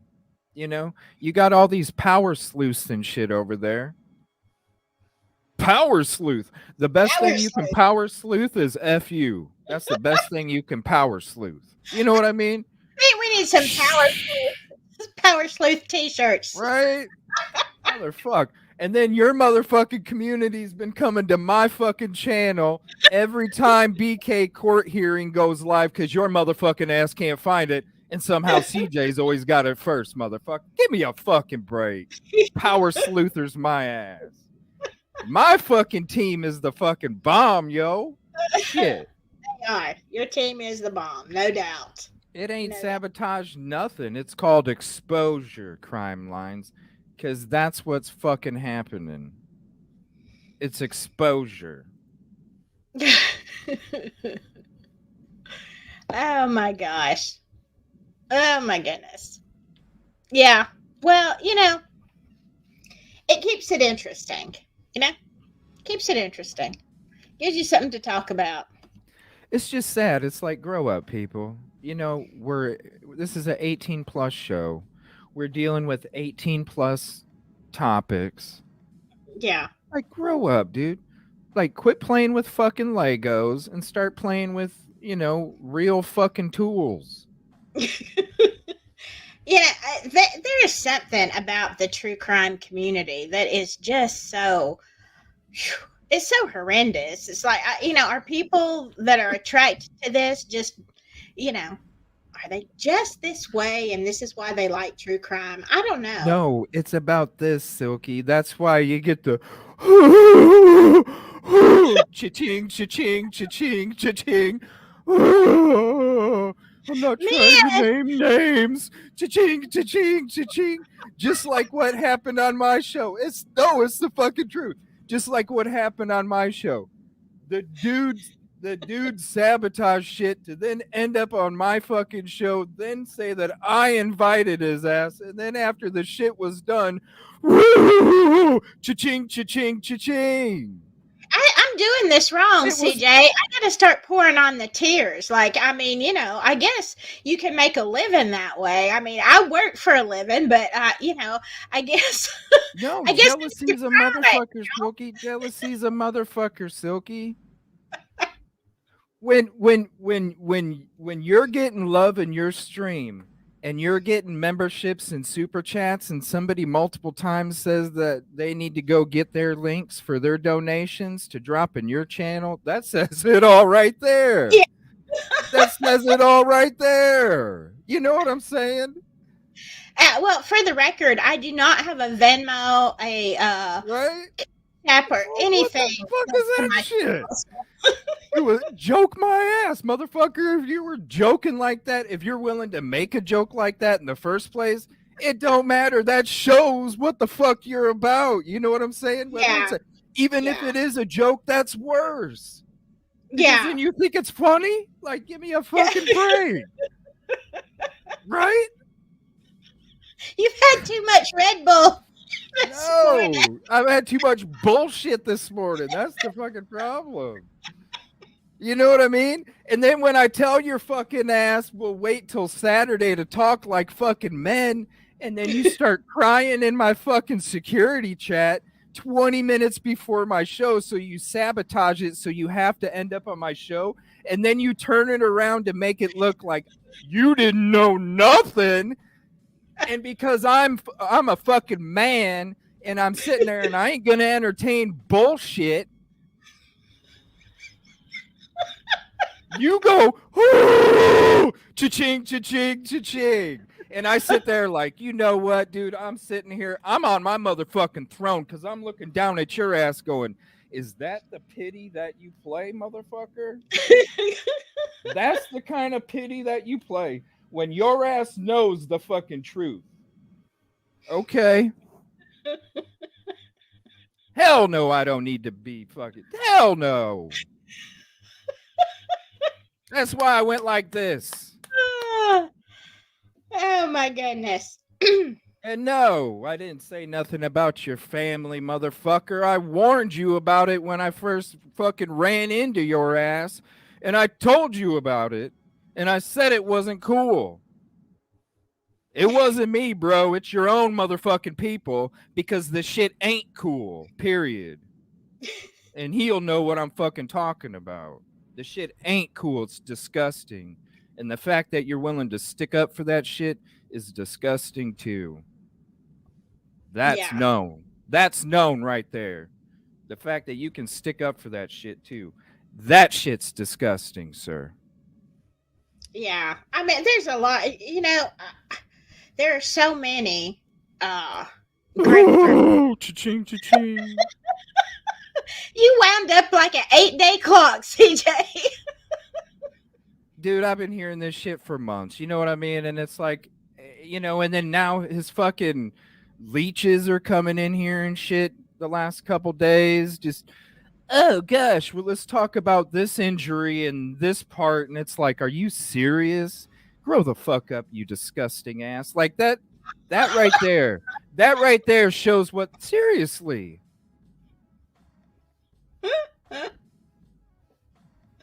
Oh, yeah, I know, right, Kelly? That cry sound. Like, for real. Oh, it's Did gone. you listen? I was the one that got fucked over. Did you hear me? Fuck no. You ought to try it and see if you can hear the cha-ching, No, cha-ching. because you know what? It's about the victims and the fucking families. Yes, it And is. if I got some dude that's jealous of me because for the last 2 weeks he was trying to sabotage my show because I'm going live at the same time his ass is, and he knew the kind of avalanche that I was on. Jealousy's a motherfucker, yo. Go watch the last 2 weeks of my fucking shows and see how much content we actually got into. No, I was too busy getting interrupted by somebody else talking about shit that wasn't even nothing about the fucking thumbnails, when most of the time I had to switch my fucking thumbnails because we never got into the topics because somebody was too busy interrupting my fucking ass all the time, and I'm just trying to be a gracious host. And then when I need to do a couple shows by myself to catch up on shit, because I got my own community saying, CJ, where's the fucking content? We're getting 4 or 5 hour fucking shows, and we just hear somebody else talking and interrupting you. Damn straight, I need to go back to my content community. I appreciate you. All of a sudden, boom, it's a fucking baby fits all over Discord, baby fits all over text message, because I didn't let somebody up for a couple nights. Son of a fucking bitch, it says Evil CJ show on it, don't it? Motherfuck. Cha-ching, cha-ching, cha-ching. Give me a fucking break. That's why they're back. You feel better now, CJ? Because I'm on. I'm on during the daytime, aren't I? Look what time it is. It's 11:30, right? Is it that late? Please. Oh, yeah, it is. Please. Oh, my gosh. You feel better now that you've vented? I'm just, you know what? Get some super sleuthers first. You know what I'm saying? Jesus Christ. You're sitting there fucking blaming fucking people for doing shit. Yeah, you ain't no super sleuther because you motherfuckers are wrong. Well, you know, sometimes Your own people. Because they know the shit's disgusting. It's your own motherfucking people because they know the shit's disgusting, bro. And the shit's gross. And the fact that you stick up for it is fucking gross. And I'll say that shit too. You say it, fucking CJ. Gross. It's fucking gross. He didn't do it. He's part of the innocence. Shut the fuck up.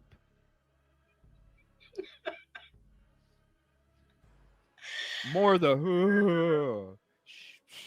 Shut the fuck up, dude. Put the coffee Grow down. the fuck up. I've only drank half a cup. I only drank half a cup. It's the bullshit, man. It's when somebody else comes in this morning and is, hey, guess what? Guess what? Guess what? I got the motherfucking paid version.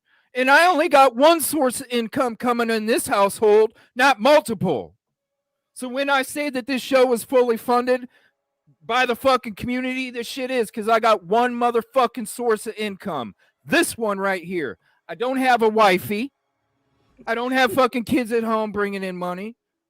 I don't have Social Security and disability and all this other shit. I ain't got none of that shit. I am truly fucking fully funded. And then you got motherfuckers like, please, please, while you got wifey and all this other shit help. Give me a break, man. Diverting your funds and shit in other places so you can't be tracked. Give me a fucking break, dude. It ain't about the victims and justice. It's about this right here. That's why you get the because it's about this. You didn't hear this shit over here. I went straight to the next fucking show. Next fucking show. Next fucking show. Next fucking show because it's about the fucking truth. So when I get shit like that coming from places where it ain't about the fucking truth, it's about the fucking dollars, I got a fucking problem. I don't mind listen, I got 24/7 to do my fucking show anymore. I ain't got to worry about, oh shit, CJ's on a rant for 2 hours. That's going to fuck up a whole day's work. Fuck no, because I'll just be live on the next motherfucker. Next topic, let's do it. I don't give a fuck. I got 24/7 to do this shit. So damn straight I got time to take out, to fucking blow shit up. I don't give a fuck. Oh my gosh. Yeah, I am This shit's envious needed. that you can do this full time. I really am. I get there one day. It's hard work. It really is. It really is because I know, and I know you always did way more hours. You did it daily, and I never did. But it's like y'all, you don't know how much time it takes to research, and if you shoot a video, oh my God, the editing and all that stuff. It is it's a lot of background work. Mm-hmm. Sure is. Even just making a thumbnail, even just making a thumbnail for your show takes time. Yeah. And then when you mess it up or you make a mistake and you got to go back and do it again. And, even that stuff, video editing, Grizz, another amazing content creator here. All of that shit. It's definitely hard work. That's why people, when they're watching us and they, like the thing that I have a lot of people, I wouldn't say a lot, a few people will get upset because I don't get to emails right away. And it's like, man, if you guys really understood, it's not like you flip the switch on and you go live and then when you shut it down, then it's relaxed time and this and that. No, for real, like you almost work 3 times as hard when the show's not going because the show in a weird way is your downtime. You're right. You're right. Because you're doing way more on the back end of everything to go live. And people don't realize that. I guess they think that, we just sit down, put up some lights. Hey, press a button, go live and but no, I spend way more, many hours, researching, looking at stuff. And you're right, answering messages on Discord, on email, and I get them on Messenger.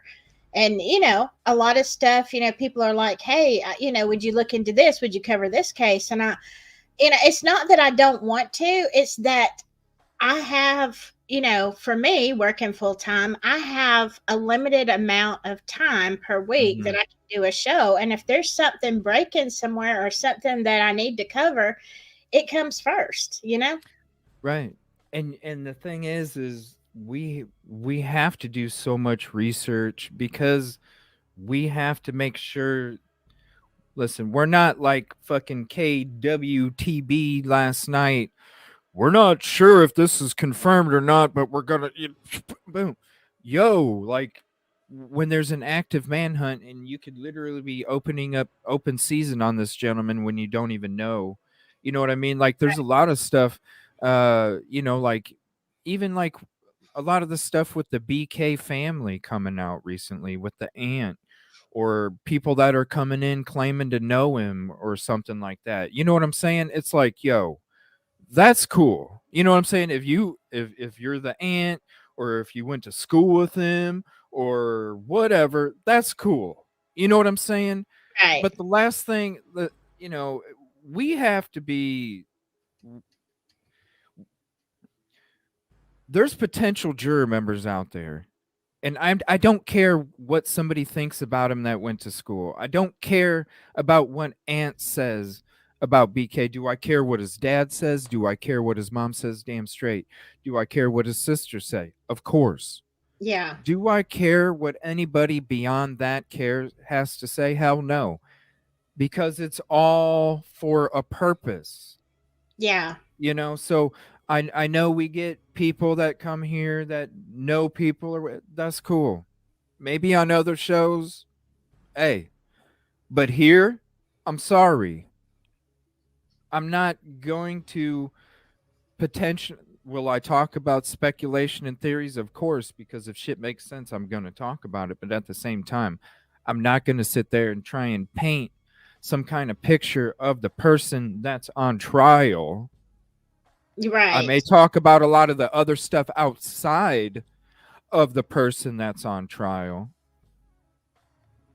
Well, that's the thing, and that's why, you know, because I cover Delphi and primarily, and you know, that's the thing is so many people, and that's what I've been trying to reiterate to my followers, you know, day after day after day. Everybody has an agenda. And I try to stay neutral because and a lot of my followers get upset if I say, you know, either Richard Allen is innocent or guilty. It's like, I don't know. I'm going to keep an open mind. I want to see the evidence. And I'll go down a rabbit hole. Yes, I'll follow a theory, but I mean, I know that all of these reports, whether it's I try not to be that channel, you know, CJ, the channel that has an agenda and says this is what happened and he is or he isn't guilty. I try to be the channel that says, hey, let's keep an open mind, let's think, let's not have an agenda other than justice, you know. Right. Yeah, exactly. And that's and I always, ever since, you know, I started ever since I started like covering these cases, you know, it's always been, I'm gonna think like a juror member. I'm not gonna like, I could tell you how I personally feel if I feel BK is innocent or guilty. But I've always looked at this as like the same platform as a local TV reporter. You know, would a local TV reporter tell you their deep down opinion? No. Maybe you might hear it coming out of their reporting. Okay. But are you going to really hear their deep down opinion? Probably not, because you're supposed to be unbiased. You're supposed to be you know, just like with what Steve G and he was saying, the agencies that were telling him to slow down. Yo, we're on the same path.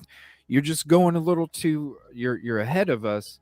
We have to take our time because we have to make sure that everything is crossed, and that's where we're at. You know what I mean? There's a lot of the community members that are like, not necessarily that they're way ahead of us, but that they want to bring up topics that we already know. We just have been waiting because we need more things to line up before we can make it a discussion kind of thing. Yeah, absolutely. And you know, I know sometimes they get frustrated because they're like, you know, well, look into this, look into that. It's not that I don't look into it. It's just that I'm not ready to talk about it yet. You know, you have to have the right timing. And, you know, I think there are some things I wish I had talked about, you know, earlier, especially in the Delphi case. But, you know, it's like, well, I don't have enough information. Yeah. You know, because, you know, at least I want to be balanced and fair and believable, you know. And you know, you're right. I don't tell anybody. You're right. I have a very personal opinion on Delphi, and I have never said it. And I was on the phone with a friend of mine from Indiana a couple of weeks ago, and I broke down and I told her what my theory is. Now, I don't know that I'm correct. Okay. I don't know. But I have a very definite opinion of what I think happened, or the maybe more of the people involved. But I'm not going to get out there and say it because I don't have any evidence. Plus, that's not being fair and unbiased, you know? Right, exactly. It's just like Coffindaffer putting out that the ID that was confiscated in BK's parents' home was connected to the 1112 property, Yeah. when it wasn't. So that's what I'm saying. Like, that's why I don't entertain some things unless there's more there, because they haven't even sent out the letters for potential juror members yet. Right. So any of those people could be watching these shows right now. Yeah. And when you're talking about the brain and the thought process, some things stick back there, and that's what I always, because listen, if it was me, I'd want the juror and the trial to be as fair as possible. Period. If it was me in that Exactly. position. So the last thing that I'm gonna do is unintentionally, intentionally, whatever, put something in the back of their head where I was, oh yeah, remember the ID was connected to the. Right. Right. I mean, because you don't know. The jurors don't even know who they are yet. Later, Grizz. And yeah, it can be anybody. Yeah, so somebody could be watching social media, they could be watching stuff just out of interest, and then all of a sudden, boom, you get a notification that you're supposed to appear for jury selection. And yeah, you can say I'm unbiased, end up there on the jury, and then but knowing that in the back of your head you've heard wah wah wah wah wah. So I agree. It's the only way to do it is, in my opinion, same thing as you, CJ. I look at it like a juror. You have to, because that's how it's going to be decided. Right. It's not going to be decided on our personal opinion. It's going to be Mhm. decided how a juror member would look at it, and that's why I automatically look at it, discuss it, talk about certain points, Exactly. because of that. Hell, as far as you guys know, I could say that he's guilty as shit, Right. For a personal opinion. But I can't. I have to. I can give you my personal opinion in my reporting, but at the same time, I have to give you the reporting before the personal opinion. Right. Thank you for all the gifted subs. I saw, I think it was, I wish it would star those messages. Thank you, Jackie Young. I appreciate that. I think it was Kib Kitty and Phantom as well. Thank you for the gifted subs. I appreciate that.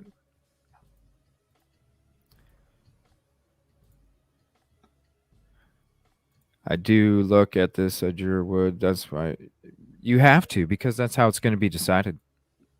Mm-hmm. Not from our own personal opinion. Right.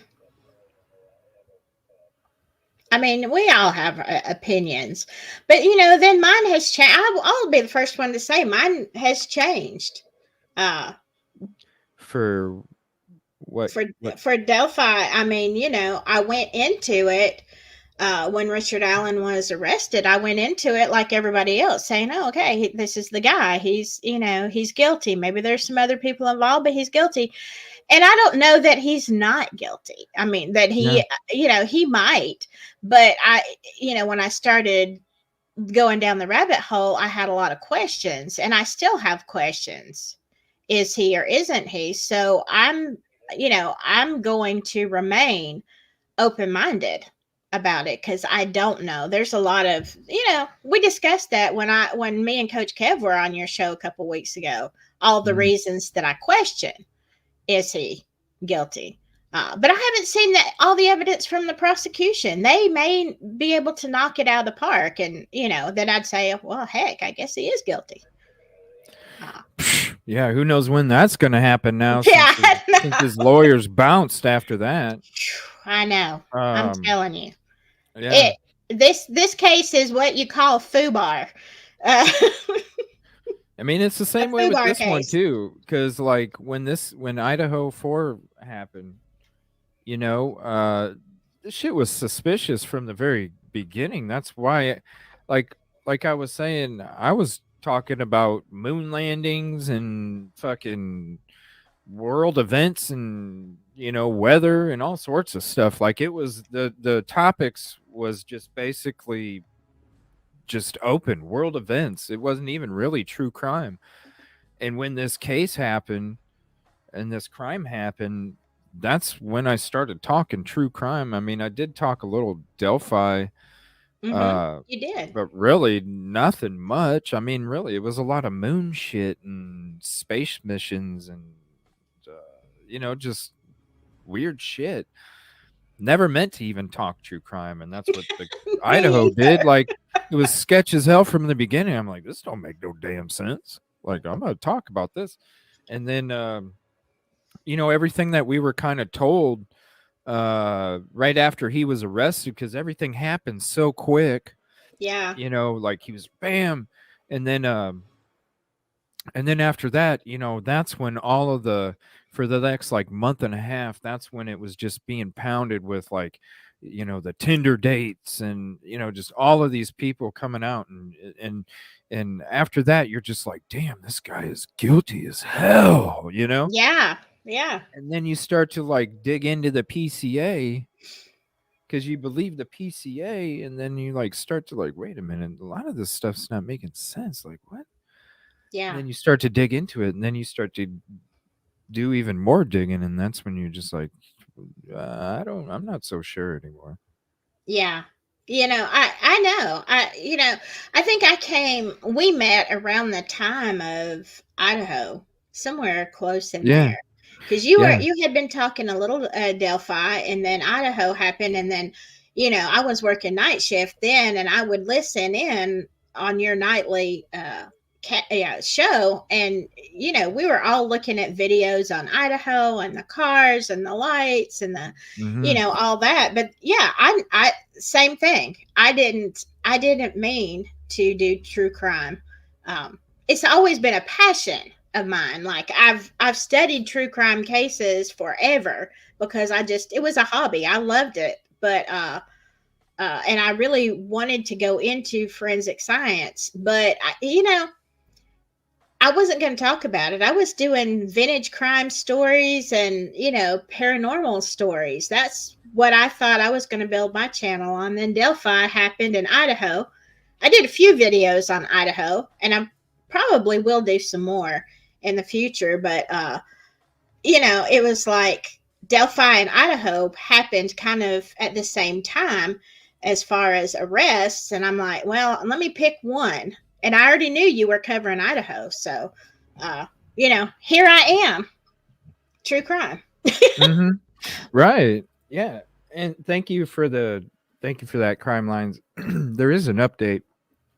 But yeah, it's just, I don't know. When I was covering this, I was just looking at it like they were, you put yourself in somebody else's shoes, and I'm like, I got to talk about this. This is some bullshit. And that's just how it all came from. That's why I'm saying it is about the truth and the justice for the victims, because this wasn't even true crime panel. You know what I mean? Like it really is organically about that. And now I guess it's kind of, your passion, I guess it just all ends up where you're supposed to be, CJ, though, because now my passion is not my vintage crime stories. Now my passion is advocacy and justice and making people think, because I want everyone to have to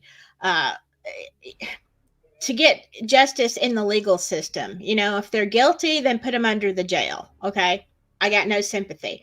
But I want to see all of the things. You know how it is. I don't even watch mainstream news, hardly ever, I don't. because I know they have a narrative, they have an agenda. And I watch true crime people because I want to hear something else. I love it when online people in the communities, you're digging and you're researching and you're bringing up things that I didn't think about, because that's how we get justice, with the Right. whole picture, not just the narrative that somebody wants to sell you. What do you think they do in the whiteboard room? The investigators. They do exactly what we're doing as a community. They're discussing ideas, they're discussing possibilities, they're discussing theories. They're looking for clues to lead them in a direction. We are like our own group or agency or whatever, where we're a collective group, and we are in this humongous whiteboard room that is a YouTube channel. And we are all working together. Exactly. Because nobody can do it by themselves. There's no way in hell I could do any of this shit by myself. There's no way. Exactly. Even the research, you know what I'm saying? It really does take a team, even the research. Yeah. I need to build a team. I really do. Shout out to mine. Thank you so much. You guys are fucking amazing. They really are. Did you see this comment up here? Let me find it. It was Super from sleuthers. Jackie Young's. Jackie Young said, I listened to a psychic last night who, through her tarot cards, established Brian and Kopaka were lovers. Did you see that? I haven't heard that. I got an email about that. I didn't even open it. I'm gonna be honest with you. I got an email about that 2 days ago, I think it was. About there being some kind of connection or whatever. No, I didn't even open he I didn't even open it. I'm just being honest. Like, but that's the thing. You get all kind of information. Some of it you really do want to run down and say, really, what the heck? And then some of it, you could, it's like, I'm not look gonna at it take like that listen, does it matter? Okay, does it matter? Number one. Number two, okay, we're already there's no yes, the Kopaka stuff is odd. We've done talked about it a long time ago. I'm not going to say it's not odd. Could we find a connection with him and Koberger? No. We couldn't find a connection with him and Koberger. Right? We're having a hard time finding a connection with him, even being maybe a part of Idaho 4. So why in the hell are we going to take time to investigate a theory about them possibly being together like that when we don't even know the shit that we need to know first before we even get to that part? Unless there's a motive. I'm not going to open it. Yeah, unless there's a motive. If there was if there was a relationship that led to a motive, then that is something that you track down. Just whether they were or weren't, I really don't care. Unless it pertains to the case and has a bearing. I don't care what they did in their private time. No, it doesn't matter. Thank you so much, Kelly Miller. I appreciate you. Appreciate you. $2.99.99. Thank you so much, that cute puppy. Thank you. Appreciate you so much. Trying to catch up now. I'm behind in the chat. What's up, Sheerluck? Good day to you too, sir. Nice shout out from Harsh. Like I told you, bro, you do good work. Let's keep this going consecutive, bro. Let's keep it going, all right? Because, hey, I'm about it if you're about it, bro. But like I said, it's always about this. Number one. So we're gonna get into this press conference real quick. We'll watch this, and then we'll start talking some Idaho. How long do you get to hang out with us today, Silky? I don't really have until at least another hour and 15 minutes because then I have to go pick my daughter up. Okay. Well, maybe.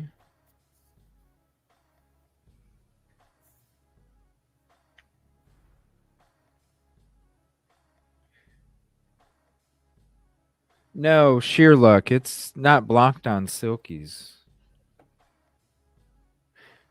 It's not blocked on Silky's, but on my channel, I already told you the agreement, Jeff.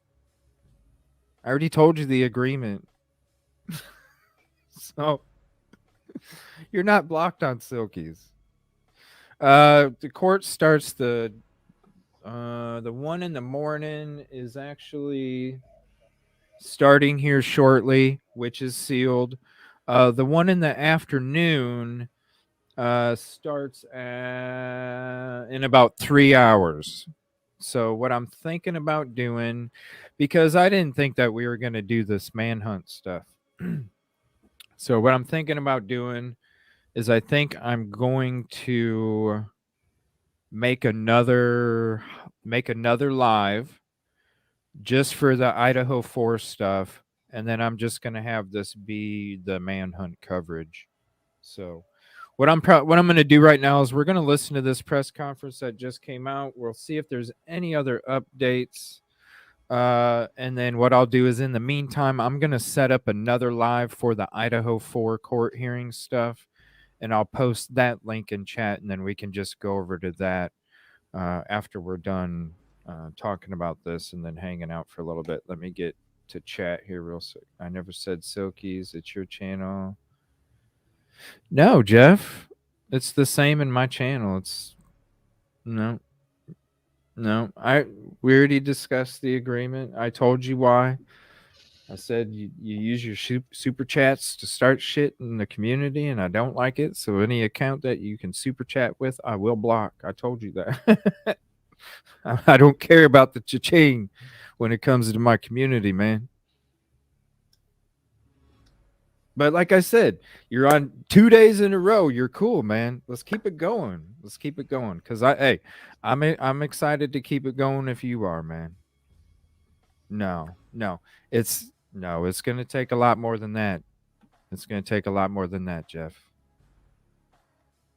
Because how long we've been doing this, Jeff? Like 4 months now, 3 months now. It ain't going to be that long. Trust me, it ain't going to be that long. I need to see some consistency, man. Because you know what happens if I unblock you after a few days and all of a sudden, boom, you do it. And it's like, oh, Jeff, now I got to, you know what I mean? Like, I don't want to do it, Jeff. I don't want to do it, Jeff. So I'm trying to make a deal with you. I'm trying to be, like grounded with you here. We're trying to, I'm trying, man. I'm trying. So just work with me here. Work with me. One day. You need a t-shirt that says "Dang it, Jeff." Well, you don't have to care. You don't have to care, Sheerlock Jeff. You don't have to. You don't. But I told you why I did it from the beginning, because I'm not saying you don't do great work, man. What I'm saying is when you came in the third time, you dropped a $5 super chat and put some snarky ass comment that started people fighting in my chat. I don't like it, and it ain't worth it.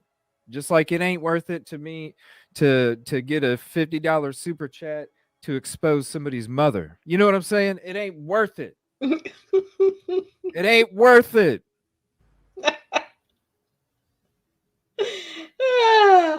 You know what I mean? That says a lot about you too if you're going to highlight a $50 super chat that exposes somebody's mother.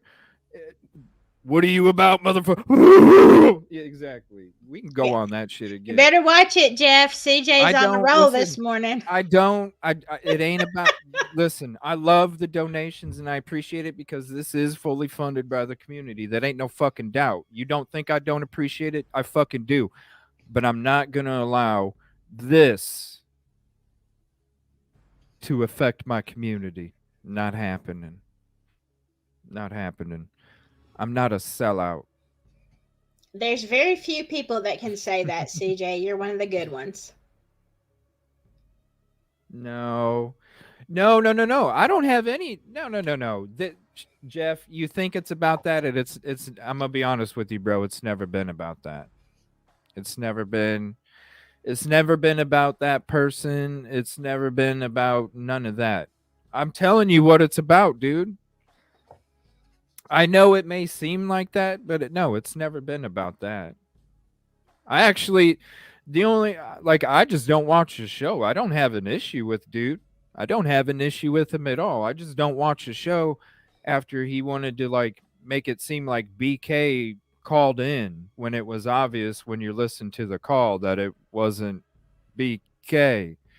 Because he kept talking 10 years ago. You know what I'm saying? It's like, yo, come on, man. That's the only reason I quit watching. It has nothing to do with it.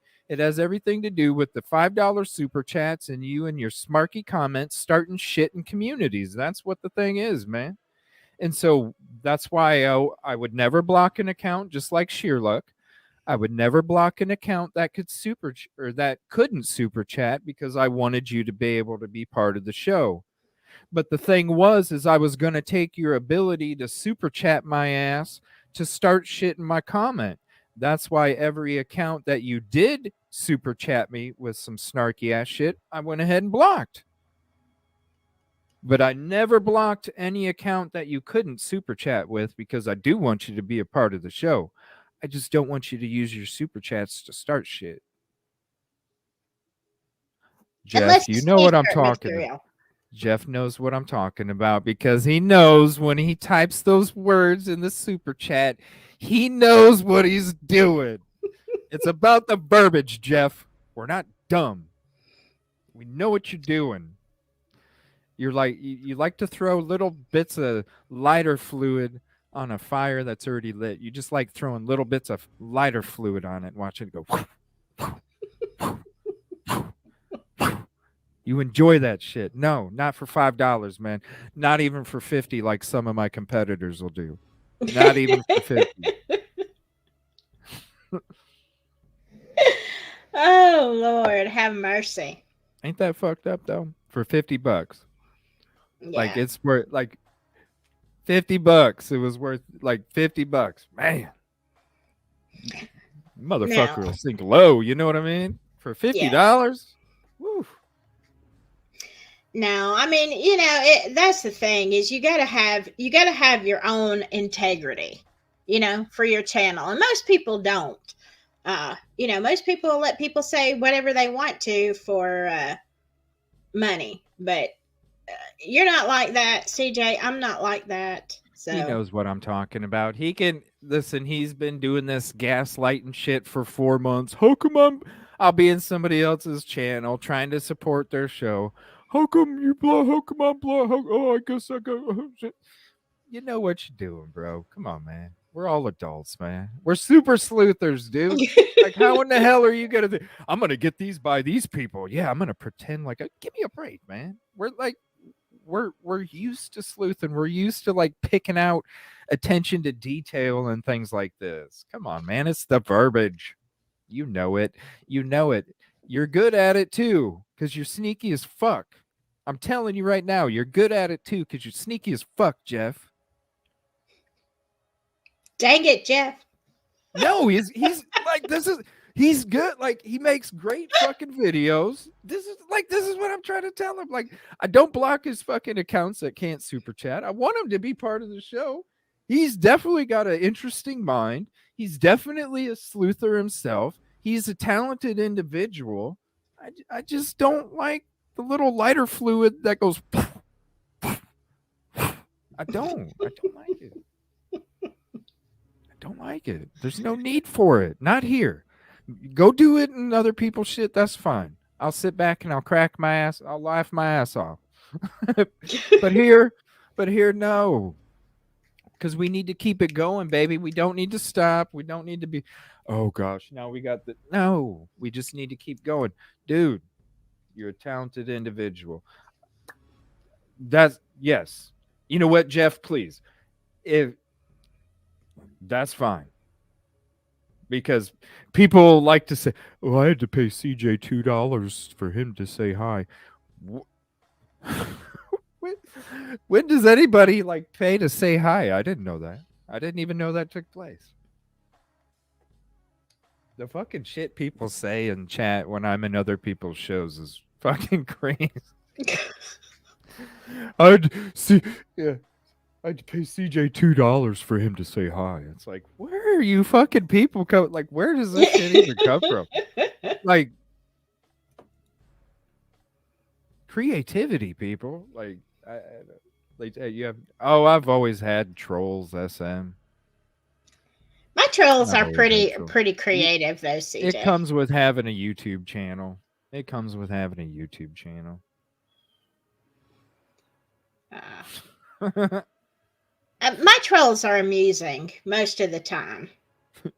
Sure, I do need the super chats. That's why I'm saying it's fully funded from the community, bro. But at the same time, I'm not accepting this for the fucking. Don't need it. I don't need it. What's up, Judgmental? Look at that one was free. Didn't even cost you $2. Yeah, I say hi for free. I even say hi before I take my intro down sometimes. Ooh, you don't even have to pay. You know what I'm talking about, Jeff. We don't need to continue this. All right. Hey, and I'm not worried about the $2. Like, that's what I'm saying. Even if people are here and they don't even type nothing, that's support. If you go to any of the times that I've talked about support, it's even about the people that are hanging out that aren't even comfortable to type in chat. It's all support.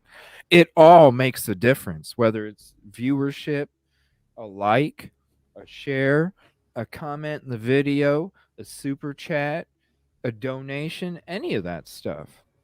It all contributes. It's all support.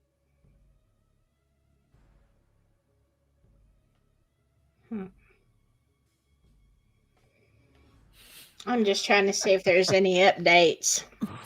Yeah, let me play this real quick. I'm going to set up that notification for the Idaho 4 stuff here that we're going to switch to probably in about, I don't know, 30, 45 minutes or something like that. So we'll stick on this for a little bit, and then I'm going to make that new noti. I'll put it out here in a second. First, I want to extend our thoughts and prayers to the families who've been. The volume is so low on these. I also wanted to say it has been a very challenging 16 hours, as I'm sure you've heard from the law enforcement officials who've been very supportive over the past half day. We had some heroic efforts by our team members last night, continuing into today. They provided expert and compassionate care. One of the challenges with identifying patients early on was the speed with which our teams needed to act. We had a first patient arrive at 7:24 p.m., and over the next 45 minutes, we received a total of 14 patients. 8 of those patients were admitted to our hospital. 3 of those patients are deceased. 2 were discharged home, and 1 was transferred to Maine Medical Center. We also had 1 patient that was taken to St. Mary's Hospital. For the 8 patients who are currently admitted, 5 of those are in stable condition, 3 are in critical condition. We're not going to comment at this time on the gender or the ages of those patients, nor are we going to comment on the nature of those injuries.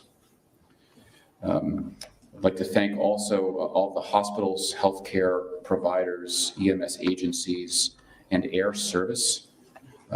From Augusta to Portland, we had incredible support throughout the night and into today.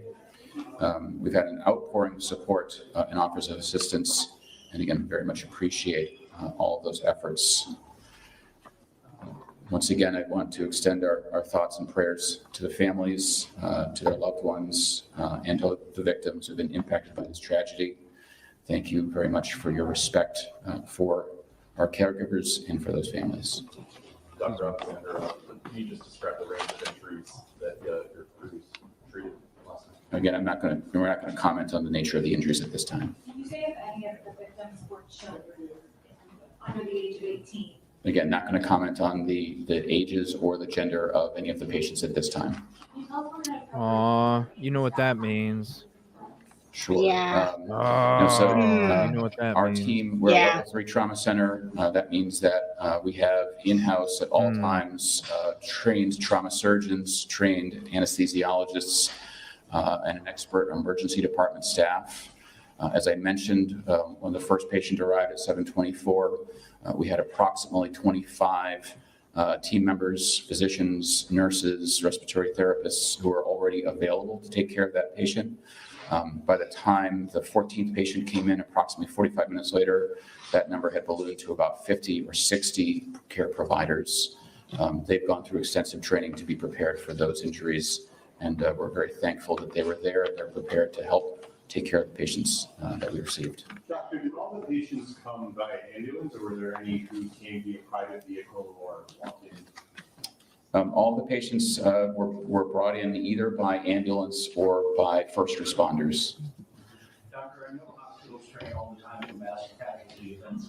How did that training prepare you, and did it match the reality? Again, I think our team did an amazing job. They provided a high level of expertise. We're very thankful that they were able to get as many patients into our trauma bays and into our operating rooms as we were able to. They train regularly, and again, I think it showed. Who coordinated whether the patient went to you, went to St. Mary's, or ended up, as I think at least one of your transfers for?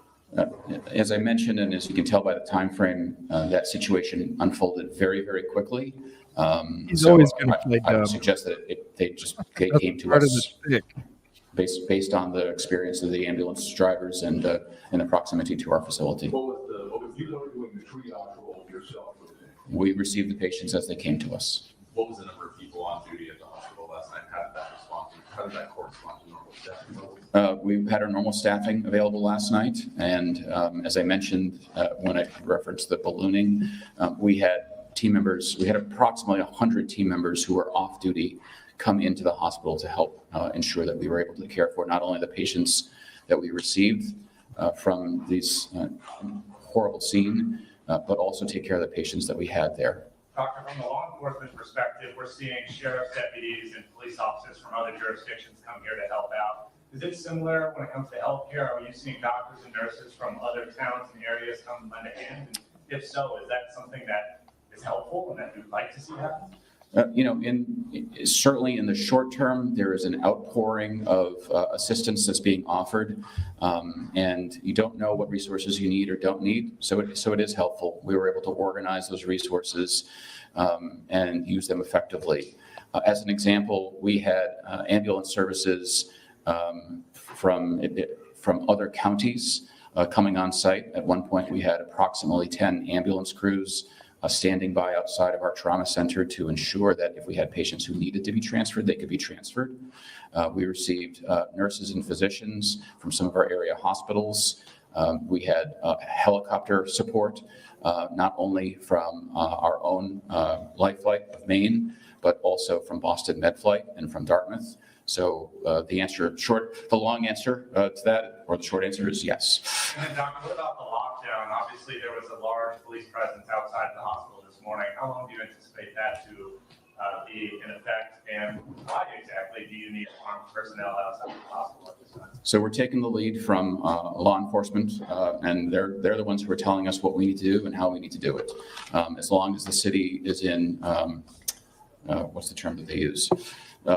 Shelter in place. As long as we're in a shelter in place, then we will continue to remain in our current status. This kind of event happens a lot in America. A lot of hospitals like yours have to deal with situations like this. Do you have a professional opinion about the fact that this is part of what the American medical community regularly has to respond to? It's a good question. I don't know that I have a professional opinion about having to respond to this.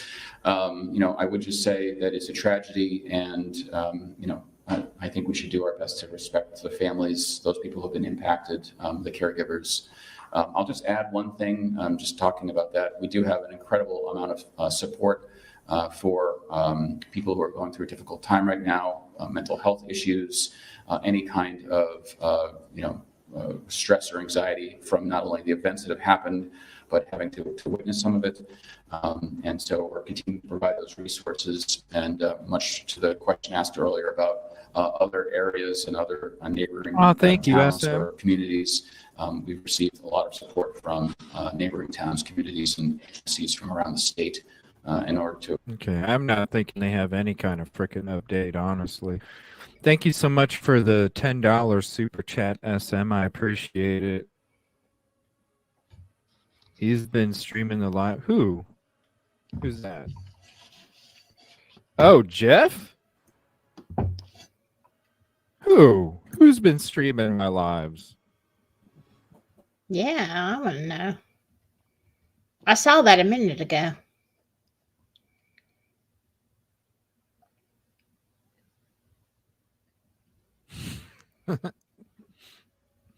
Sorry, buddy. Everybody knows your game in this community. That's why I told you the agreement here. Like I mentioned it, I'm trying to be cool. But what's up, typically? How you doing? Yeah, I set this notification. We'll be switching to Idaho 4 here in about 20 minutes or so. So what has I know they're having some kind of court hearing in Idaho, but they're not doing it live from the courtroom, right? The morning is going to be sealed, and the afternoon is going to have access to is going to have access to like the court, but I don't know if the second half's going to be streamed or not. I'm still kind of, I know that the family's able to, and then they got the you could petition for it. Okay. Because I had thought about I thought it was going to be live. I was going to stream it from my channel, but if it's not, I probably won't. Oh wow, that's crazy. He's coming in here playing stupid, but he's streaming my streams without permission. Interesting. I guess we don't need that agreement then, Jeff. Sorry about that, man. But I guess if he's streaming it without my permission, I can just stream it without his. That's cool. Nice. And thank you for the platform, by the way, Jeff. I appreciate it. 'Cause then, no, for real, because then people wouldn't see, Exactly. And who has a voice like mine? Nobody. So when you hear my voice, you'll definitely know it's Evil CJ too. So Yeah, absolutely. There's no such thing as bad press. thank you, CJ. Jeff. You know what I'm saying, Silky? Exactly. Yeah. That's why people can make these videos. It's like, okay, cool. Thank you. Appreciate Yeah. it. Put my name out there. I know that's the way. I have not, to my knowledge, I have never had anybody do a spoof video of mine or whatever. But, Oh. If they do, hey, that's all right. It's No, press. It's some of them are pretty bad too. Like this one, it was so hilarious too because they put somebody else's voice on there that obviously wasn't mine. You could tell it wasn't mine, right? Yeah. But the editing software, I just had a blast with it because it reminded me of shit from like 1996. Like that's the kind of software you use. Like you see the shit they make nowadays, and you use something from 1996. I just crack up at it. The shit's funny. It's Well, like, that's all they've come got up to with work something better. with. You know what I mean? Like these people are fucking weak. If all you got is the equipment in your grandma's basement where you live, CJ, that's all you got to work with. Oh shit. Free publicity. Whatever. Exactly. No. And I thought we made pretty good points about the golf clubs because if you're a golfer, you know. If you're a golfer, you already know. So it was no big boom. This is something that was a conversation for a while, because it was obvious they weren't all there. If you're a golfer, that's the first thing that sticks out. When you're looking at golf clubs, you automatically look to see, oh, what kind of clubs might they be? You know, like you just automatically do it. That's just what happens when you're a golfer. You're like, ooh, what kind of clubs? Oh Shit, my it must have been a gosh. starter kit. You know? Free version. Well, there's two options. Either there was a full set, and you know, because there's three options. There was two when it come to, you know, full set, or some were used to commit the crime. But it's like, hello, they do make starter kits too. You know what I'm saying? Where you only get a few, you know, especially for the expensive fucking brand of clubs, they give you like a starter. They sell different kits. You get the complete, or you can get a starter kit, which gives you a couple drivers, or I mean a couple woods. Yeah. You usually don't get a driver. If you do, you get nothing. That, you know, usually go purchase a driver separately or whatever. You'll get a putter and like a wedge, a 9-iron, and a fucking 5 or something. You know what I mean? You don't maybe 6 clubs. You know, you don't get very much. So yeah, when it comes to, I mean, go ahead and talk about it. You know what I mean? Go ahead and talk about it. It's something that was already noticed a long ass fucking time ago. Especially when we're going through these videos and stuff. Laundry, I finished. Well, I got one more load left. I finished mine, most of it up yesterday. I've I got a one lot of more. laundry. Lot. It's what I should be doing. But you Well, know. that's cool. That's cool. He's using, at least people can, you know, get some kind of benefit out of it, right? Whether they get a laugh or some kind of discovery or a at least somebody gets something out of it, right? Exactly. You know, I don't know. You know, I think haters put you on the map as much as anybody else, really. I know. It's like, it's okay. What is it? Maybe they just want to be my friend. I don't know. Want to stand out. I think some people Maybe just that's- want to stand out, you know, from the crowd. Maybe that's why they just, I don't know. Why is it? Because it's not like I spend any of my time. I'm too busy my damn self running my own fucking show. I don't have time to go to somebody else's show to go be a fucking asshole. You know what I mean? I don't. Know. I don't either. And that's why a lot of people, and I appreciate my people so much that, you know, a lot of them tend to know who I watch, and they'll send me, you know, like a little link. Hey, did you see this channel today? Look at around here. This is what they said. And then I'll go watch that video because, you know, somebody has told me it's important. They know. But there's a lot of great channels that I don't watch, and I'm subscribed to them. I just don't have time. Like, I've got my own crap, you know? Yeah. And what, like, you think I'm going to take time out of my day to go start some shit over on your shit when I'm trying to make my shit as best as I can for my community? So that means that I got 3 times as much work after I'm done with my show, trying to make sure that every single show is a little bit better than the show before for everybody. Right. Like, right. I ain't got time for that shit. And if I do have time for it, then I'm not giving my community the 150 that they deserve. Because if I have time to go somewhere else to even have hey, somebody go do this, even that's time taken away from the show and the community, which you guys deserve the best that it can be. And I'm not perfect. That's why I try and do work every single day, just something to try and make it a little bit better. Right. Every day. Absolutely. Sally Shepherdson asked about Robert Card. What was the rank? What I have got from my research online, it says he was a sergeant in the U.S. Army with 20 plus years of military experience. So, sergeant. I haven't heard anything different. I guess people like the boo-hoo, huh? Yeah, they're loving that boo-hoo, CJ. Yeah. I think you could make a lot of cash on the booth.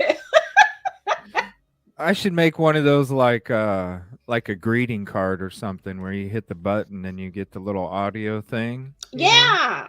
Yeah. There you go. So like when you you'll see the eyes and the face, and then when you open it up, it kind of like like those cards that move. Yeah. The cards that move. So when you open it up, all of a sudden tears come flying out the sides of the eyes as you open it, and then you hear the and then at the end it goes cha-ching. You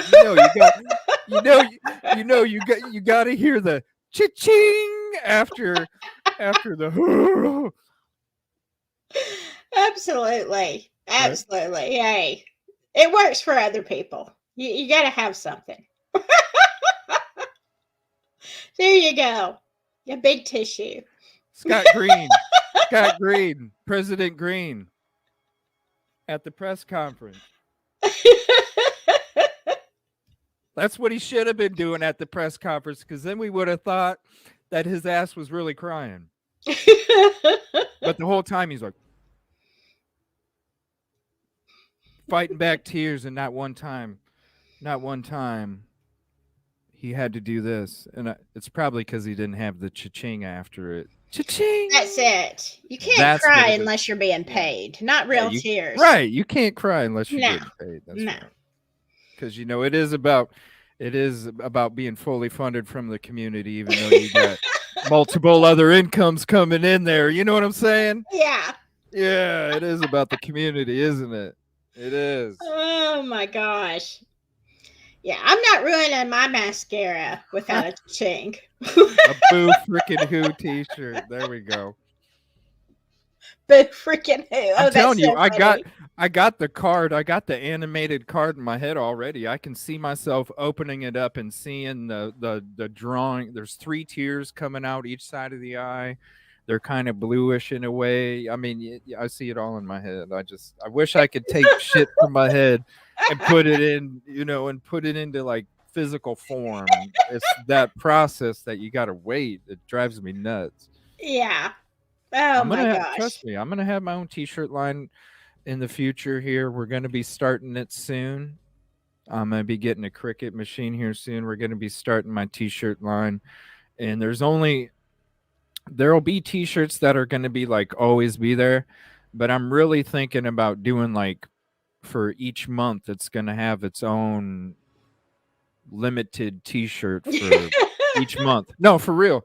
And then like for that month, you can only get this shirt. And then maybe in the future, it'll be the kind of, because, when you're talking, when you have to mass produce them, you know what I mean? Yeah. You can, to try and just make one after a whole bunch the resources get, I don't know how to explain it, but with the business part, a simplified version or whatever. But basically, I'm going to make like a bulk amount. And then once those are gone, then maybe in the future for like Christmas or something, we'll have like a thing where you can buy any of the shirts that came out the whole year or something, or get like a Christmas package where you can have all 12 in a Christmas box or something. You know what I mean? You get one free, or some shit. I don't know. It's a good idea. You know what I mean? Like a good idea. Yeah. At the end of the year, you can have all of the t-shirts. If you missed it, the one in February at Christmas time, you can buy the whole year's worth in one package in a cool Christmas box or something. But seriously, I'm going to have my own t-shirt line, period, for the rest of my life. Even if the show don't exist no more, I'm going to be having my own t-shirt line. See, I've always wanted to do t-shirts I did t-shirts, but it was for a certain group that I had years and years ago. We had several different t-shirts, and I mean, did pretty well with them. But I have thought about it for my show. I don't know. There's nothing catchy about what goes on Silky Southern Tea. I don't know. I don't have the great, I don't know. I'm lacking in there. And I guess maybe I'm just not writing down what the trolls are saying. I'm not keeping that notebook like you do, CJ. I don't know. I've thought about it. I'm just like, I don't have anything. I don't have anything. Everything's up here. Like my mind, I literally mean it. It's like a Rolodex. Seriously, my mind. No, I'm not playing. My mind is like a fucking Rolodex. I can go back to a memory when I was 16 and flip the Wow. fucking card and smell and feel and touch and taste and all of that with memories and stuff. Yeah. It's fucking odd. It really is. Like, and then sometimes, like shit'll just come out of the blue. Like all of a sudden shit'll just flip, and then all of a sudden I get a card from here, and all of a sudden in my mind I'm like, oh shit, da da da da da da da da da. I don't know how to explain it. It's just the way that my mind works. It's always been that way. So I'm always just so. That's why I can be so on the fly, because it's just constantly flipping and waiting to stop on a card. And I say I'm like that with memories. Like I can pull a memory, like you said, with very vividly with smells and everything. But what I can't do, mine aren't in a Rolodex. Like mine are just like scattered cards all over the house. And it's like, where is that dang card? I know there was something. Where did I put it? I mean, it could be like that for sure. It could definitely be like that. Because there's plenty of, like, when I was sick, I was forgetting normal shit. I was even forgetting shit I had to go to the store for. I was like, what? This is bad. Let's see. Get you, CJ. It's great sometimes, yet can get. What do you mean? Yeah, we're going to switch to the Idaho 4 show. Silky Southern Tea is on here with me. And here is the link for the Idaho 4. We're going to be doing fresh notes, old notes, and we're going to be talking about the court hearing. So I'm going to be ending this here in about 2 minutes, and then I'm going to be flipping over to the other link to get ready to fire that up. Did you still want to hang out, Silky? Or you What time is it? I've got a little bit. I can hang out for a little while. Okay. I'll send you a link to the live for the Idaho 4, and then we'll go ahead and just transfer over there and get going into that subject. Thank you all for hanging out. For the ranting, the comedy, the passion, and the manhunt. Unfortunately, it doesn't seem like anything's taken place on that, but not yet. We'll definitely keep you updated on the next show if there is any kind of live updates, and definitely keep us updated in chat too if you see something as well, since we'll be talking Idaho 4. Yeah. Thank you, everybody. Appreciate you. We'll see you in a few at the other link. All right. Bye-bye, y'all. Later.